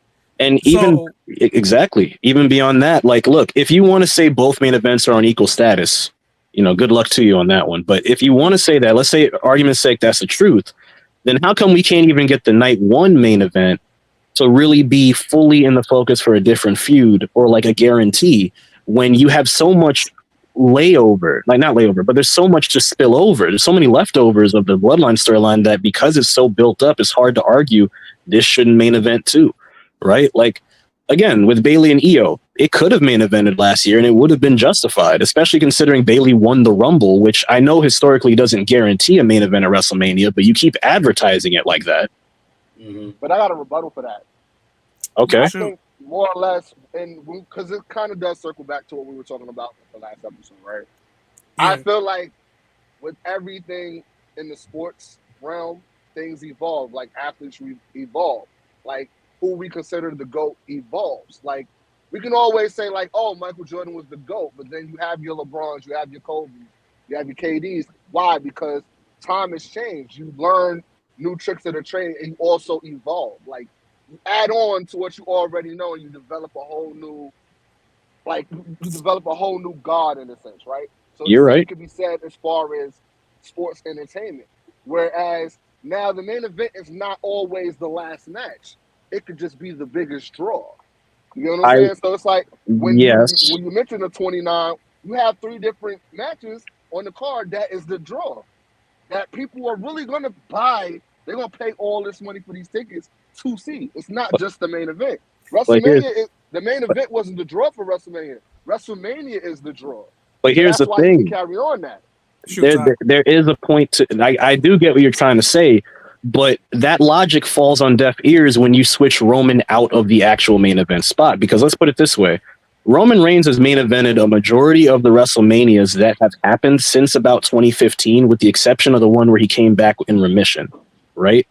Yes. So when you think about it, if you were to say, yes, we have 3 main events, I get what you're actually trying to say. We have 3 big draws for this pay-per-view along with the rest of the card.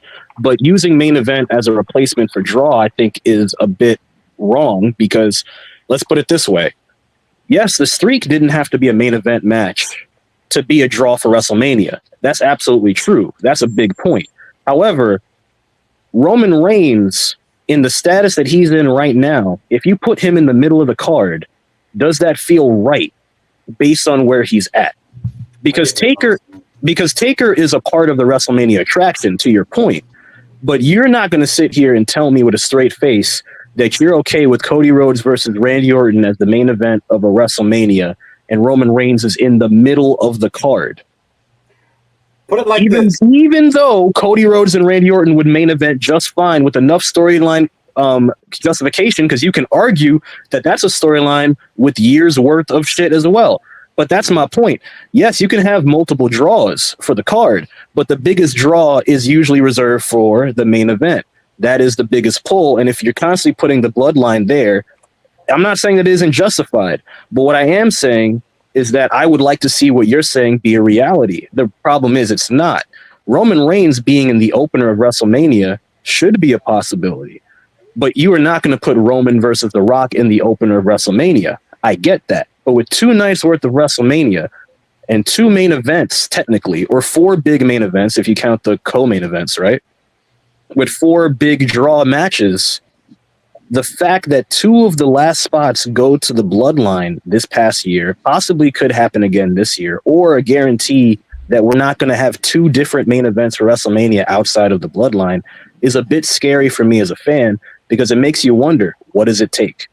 Look at all the storylines that are there. Look at Finn Balor versus Damian Priest. That's 3 years worth of build. Does that not justify a Mania main event? Would you put that over a Rock versus Roman? I know what you're saying, but what I'm saying is this: what if all that matters is what's the most over? Then why isn't WWE making a storyline to contend with that, or to be in a similar stratosphere to that? The only reason why it doesn't work realistically is because it's The Rock, arguably the most famous human on the planet. But I'm saying, in terms of concept, WWE should be pushing harder to make all their storylines bigger so that you have a variety of options to main event than just that. That's what I'm saying. I put it like this. It's WrestleMania 33. What was the main event for WrestleMania 33? Him and Taker? That shit happened? Roman and Taker. Wait, what's WrestleMania 33? What did Roman Taker. I thought that was 30. No, 34 was Cena. Okay, yeah, you're right. 33. 33 was Roman and Taker. Correct? That build was ass, by the way. Really but that main event is horrible. Taker showed up, put his hands up, and the lights went out. Horrible. but that was justified to be the main event. Why? Exactly. I'm agreeing with you. I'm proving a point here. Versus Kevin Owens and Chris Jericho. That's one. Versus Brock Lesnar and Goldberg. Randy Orton and Bray Wyatt. 3 other main events, quote unquote. Why was it Roman and Taker? I'm trying to Roman and Taker could have been in the middle of the card. It could have. Naomi I agree with y'all, because Roman wasn't where he's at now. As far but Roman was still advertised. Roman was already he was already the top guy in the company. Of course his I hate this word, aura wasn't on the same level as it is now. But not by the same standards of how we would put like the. No, but what we're saying is that, but we're saying by the position that he was in, his position has not changed. His magnitude and his effect has changed, but his position has not changed. He was still the top guy. Along with the whole aura of being a draw for the. I'm not saying no, but what we're saying is that Roman Reigns was in the top position still at that time, main eventing with The Undertaker. On paper, that makes a lot of sense. But that was a storyline built off of 4 weeks build versus Chris Jericho and Kevin Owens, who were in a similar main event, not level, but they were in a similar main event respect that you could have had for the Universal, not United States, Universal Championship. Yes. As a main event. Or even if you want to make the argument of, still not big enough. Goldberg and Brock Lesnar were not the main event for the Universal Championship, and they were on a higher level than the Taker and Roman thing. The only match on that card that had enough build and story to be a main event was Bray and Randy, in my opinion. I still say Jericho and Kevin Owens was a good contender for that. I'll say Kevin Owens. No.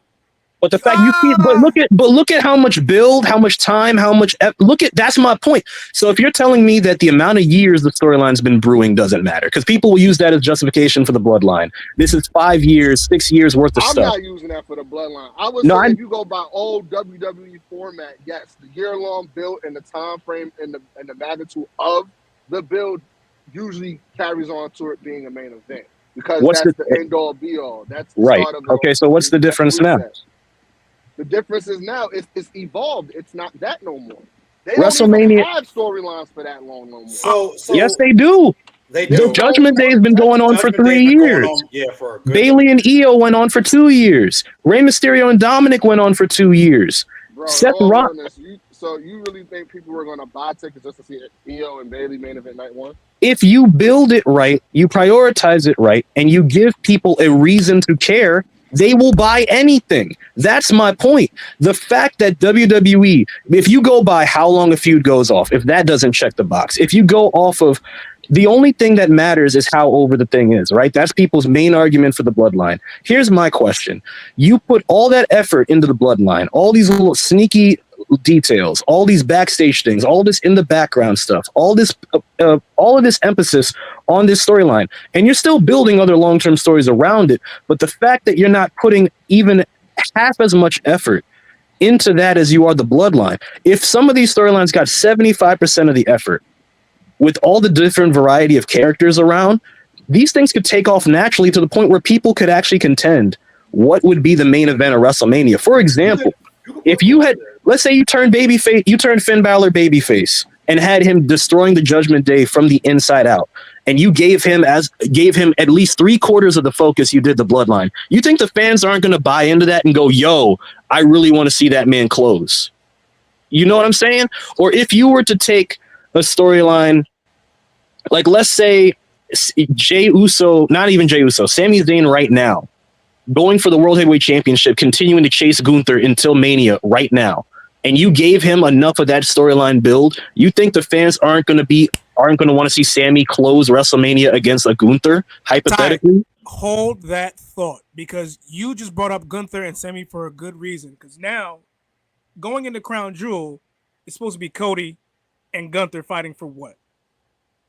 The for the salad dressing championship. Exactly, right? the mixed salad championship. And I do think that belt looks good. I do think that belt looks good. To be honest, it looks like an old school. It looks like the international championship from AEW's granddaddy. That's what it looked like. Now go with me on this. Okay. How about, like, since we're fantasy bookers, since we fantasy ourselves as fantasy bookers, how about we book this? Okay. Trips, if you're watching. If you really want a main event at WrestleMania, this is how you do it. If you have a story with Sami Zayn, if you have a story like Sami Zayn going against a Gunther for the World Heavyweight Championship, of course, we love Sami on the chase because we know he's not going to get it. Obviously, he lost. Hypothetically. Going into Crown Jewel, you would have him go against Cody, and the stipulation is not only when you win that title, you are, the be-all, end-all champion, right? Use that as your ticket to be the main event at WrestleMania. If you want a WrestleMania main event with a story that you can get invested to, they already love Raw. They already love Sami Zayn on Raw as is, and he gets ovations everywhere. You seen him during the height of the Bloodline. You see him that night in Montreal. We seen him in NXT. We can recreate him on getting that chase, a la 2014 when he was trying to beat Adrian Neville for the NXT Championship, going to the next year's WrestleMania in Vegas with Gunther already the end-all be-all champion. Have them be the main event. And I do want to. We've been here before. And I do want to say one thing. We already seen a version of this earlier this year at WrestleMania, because as Matt mentioned, the thing with Cody Rhodes and Rock and Roman at WrestleMania. Granted, this is still a Bloodline main event, but the fact that Cody Rhodes, who wasn't even tied to the Bloodline to begin this, was inserted into a Bloodline story and made himself the focus of a Bloodline story is proof of my point. It's proof of my point that you can find something that eclipses The Rock. You can find something that eclipses Roman in terms of what people would want to see close the show. Now, in that case, it was directly tied to them. But Cody made a name for himself at their expense. Yes, they helped elevate him. Yes, they helped elevate him. But the point I'm trying to make is that the fact that he overshadowed the two of them when they're the two top guys, and everyone's like, yo, who's this Cody guy think he is being in their realm? That's my point. Like, there was a point in time where we were going to get Batista versus Randy Orton at WrestleMania 30, which by itself is prestigious enough to main event WrestleMania. Not a soul on planet Earth with the right mind wanted that goddamn match. And we ended up getting a guy who had been busting his ass, had been world champion, building himself for 2 years to be in a more highly regarded spot, and literally took a already Hall of Fame existing wrestling career and ended up building the blocks to cementing his WWE Hall of Fame career off of that alone. What I'm saying is you're not going to get that every single year. You could say it's generational, yada, yada, or maybe it's decade dependent since it happens every fucking 10 years, apparently. But the point I'm trying to make is if you control the narrative on stories, you've shoved multiple things down our throat before in terms of stories, Matt, in terms of stories, because Roman Reigns has been a main event. He's been a main event level talent for 12 years. Straight. If you can shove the narrative into our psyche, program us to think a certain way, and force us to accept certain things as gospel, then why can't you use those same powers for the betterment of the company to have multiple main event options to where y'all have to flip a coin? That's what I'm saying. If I have to, honestly, I feel like it honestly goes with whatever the crowd can digest. But that's the thing. If you control the narrative and you give the crowd something they can bite onto, the crowd will do the rest for you. Y'all are working in unison. Y'all look like that strong ass handshake with the mega powers. But they don't control the crowd as much as we think they do. They don't have to control the crowd. They were going to give us Rock and Roman until that big shitstorm and everybody started saying they wanted Cody. But part of the reason why everybody wanted Cody is because they creatively set up Cody to win the Rumble only to give it up. They already lobbed up the main event of WrestleMania early. So they still controlled the narrative and gave them something to bite on. And the fans did what they were supposed to do. Tell them shits, fuck that shit. Give us the main event we're supposed to get. You're proving my point. And you still got a WWE main event, and then you got the main event that should have happened. And here's the funny part. If you can do that, and I also bring this up because I care about the status of the women's division as well. You're not going to get another women's main event anytime soon with the way things currently are if you're not pushing those angles to matter more as well. Liv Morgan and Rhea have dominated Raw with their angle for a while in the midst of all these other angles. There's no reason why you can't even go the extra mile with different storylines to give them that. You're telling me that with all these main events, right? All these main events, we can't get a main event. And this is going to sound wild coming from me. You're telling me with all of this, we might actually see a scenario where Charlotte doesn't main event WrestleMania again? I'd love to see it. You know I'd love to see it. Put your hands down, Eric. I'm not trying to help you. You know I'd love to see it. But you're telling me this is hearsay, right? This is heresy. This thing I said about HBK, heresy. You're telling me Charlotte Flair can't main event WrestleMania. Why? Because the Samoans have taken over? Yes.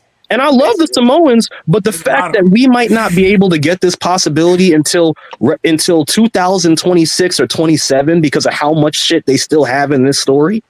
Are you kidding me? Because what happens if we get Cody versus Rock versus Roman at WrestleMania this year? That means the next year's WrestleMania, you get Rock versus Roman, do you not? Because you can't just pass that up. If it gets that far. If it gets that far. I agree with Matt. I think SummerSlam exists though. That's what I was saying. Hold on. But they're not using it. That's the problem. Right. Yes.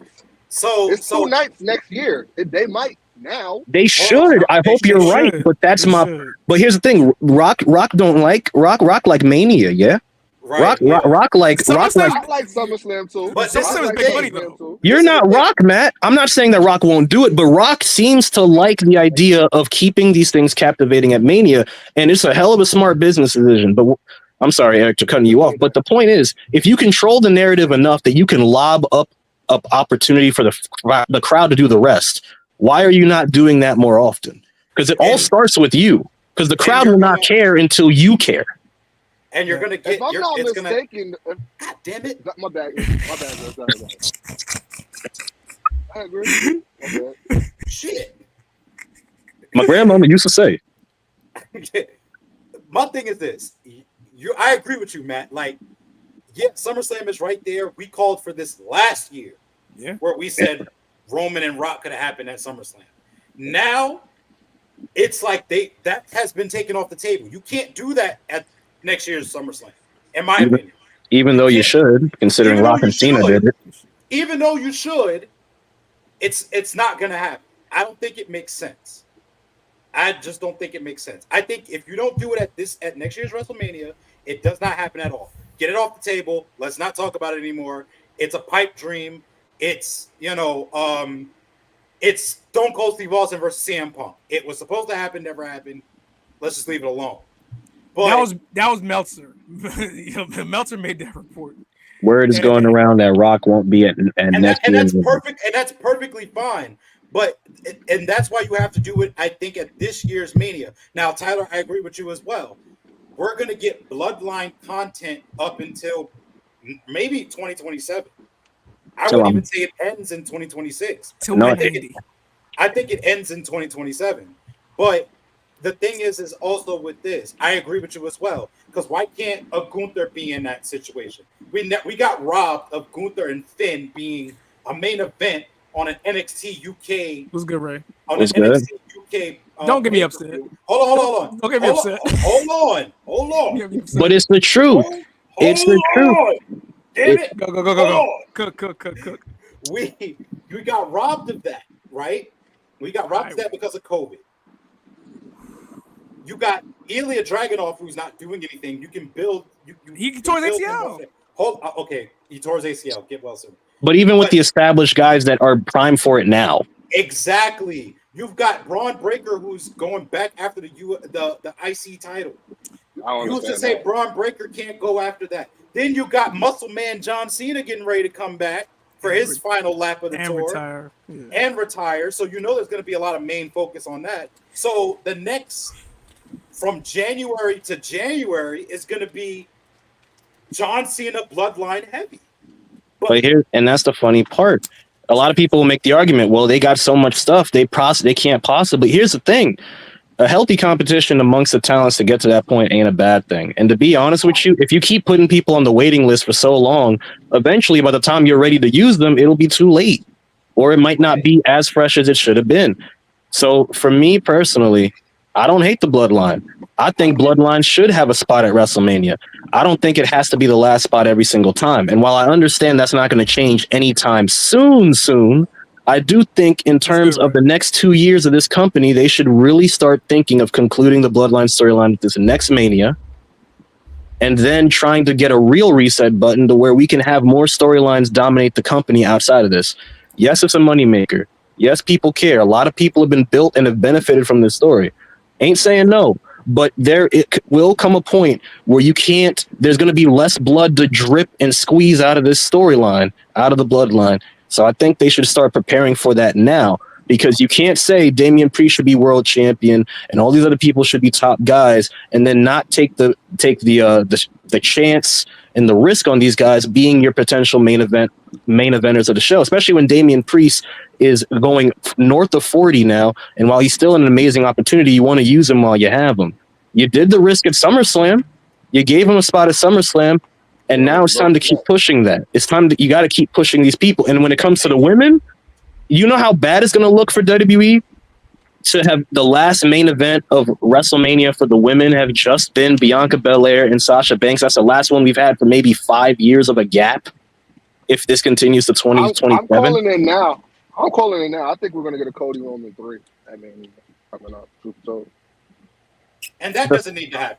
The fact that even has to be on the table is the Rumble exists. I will push my cards away. The game is done. I have made my point. The Rumble. I feel like that's going to be the thing. No, I'm dead. I feel like Roman's going to win. I'd rather the Rumble. I really feel like Roman's going to win the Rumble, and it's Cody Roman. Let me say something. Let me say something to that, Matt. Nigga, the fact that you said Roman has to win the Royal Rumble, that is my point. That is my point. I don't even think that happens. I think Roman gets into the Rumble next year. And you could have him in. You could even use it as part of the storyline device to build the Bloodline. But the fact that is a possible option that has some No. validity in it. Just he don't need. that's what I'm saying.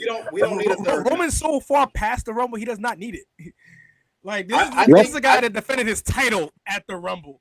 Like he don't need it. You give that spot to a Sami Zayn. I'm not saying he needed it. I'm just saying that's where the story goes. No, we understand, Matt. What we're saying is the fact that that's even a valid option right now proves my point. And it shouldn't be a valid option. I feel like they're gonna lose War Games, and he's gonna lose all total control. People are not gonna believe in him no more. It's basically going into what Cody says. You're gonna lose everything, and that's He cool. has to earn it all back. That's cool. Lose the main event too while you're at it, please. Right. I think the only justifiable thing to close it out.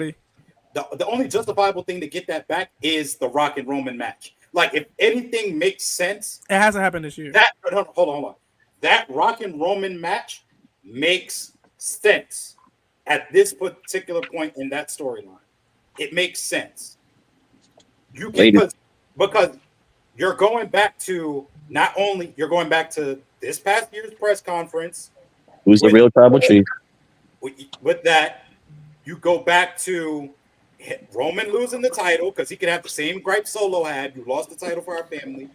You done help the traitor, the outsider, colonizer. The colonizer. So it's all of that stuff comes into play. You can't talk about this a year later or in the summertime. This has to happen on the road to WrestleMania.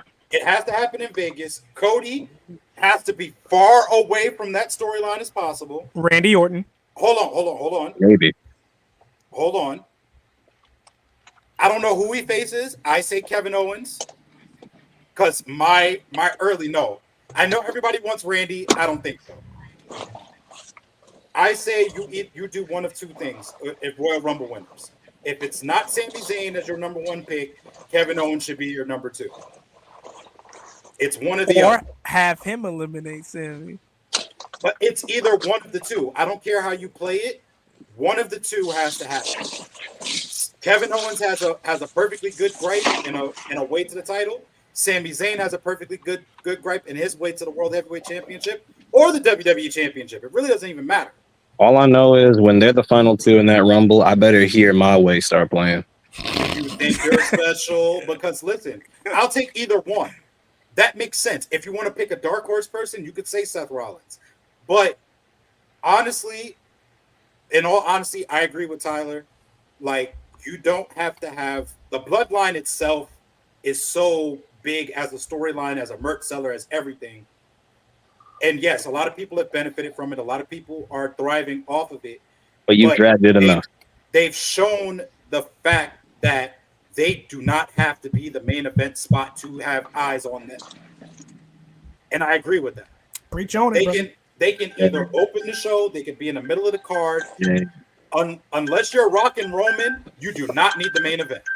That's all I'm saying. 86-0. And that is how we conclude this argument in our first episode back in 2 weeks. The Diamond Cutter has returned to the broadcast this week, and this is entitled "Enough is Enough. It's Time for a Change." Big E, I am not it's been a while. Do we get a match of the week? Sure. What y'all want? What You tell us, DJ Eric. How about the time that Asuka lost her streak to Charlotte? You an asshole, bro.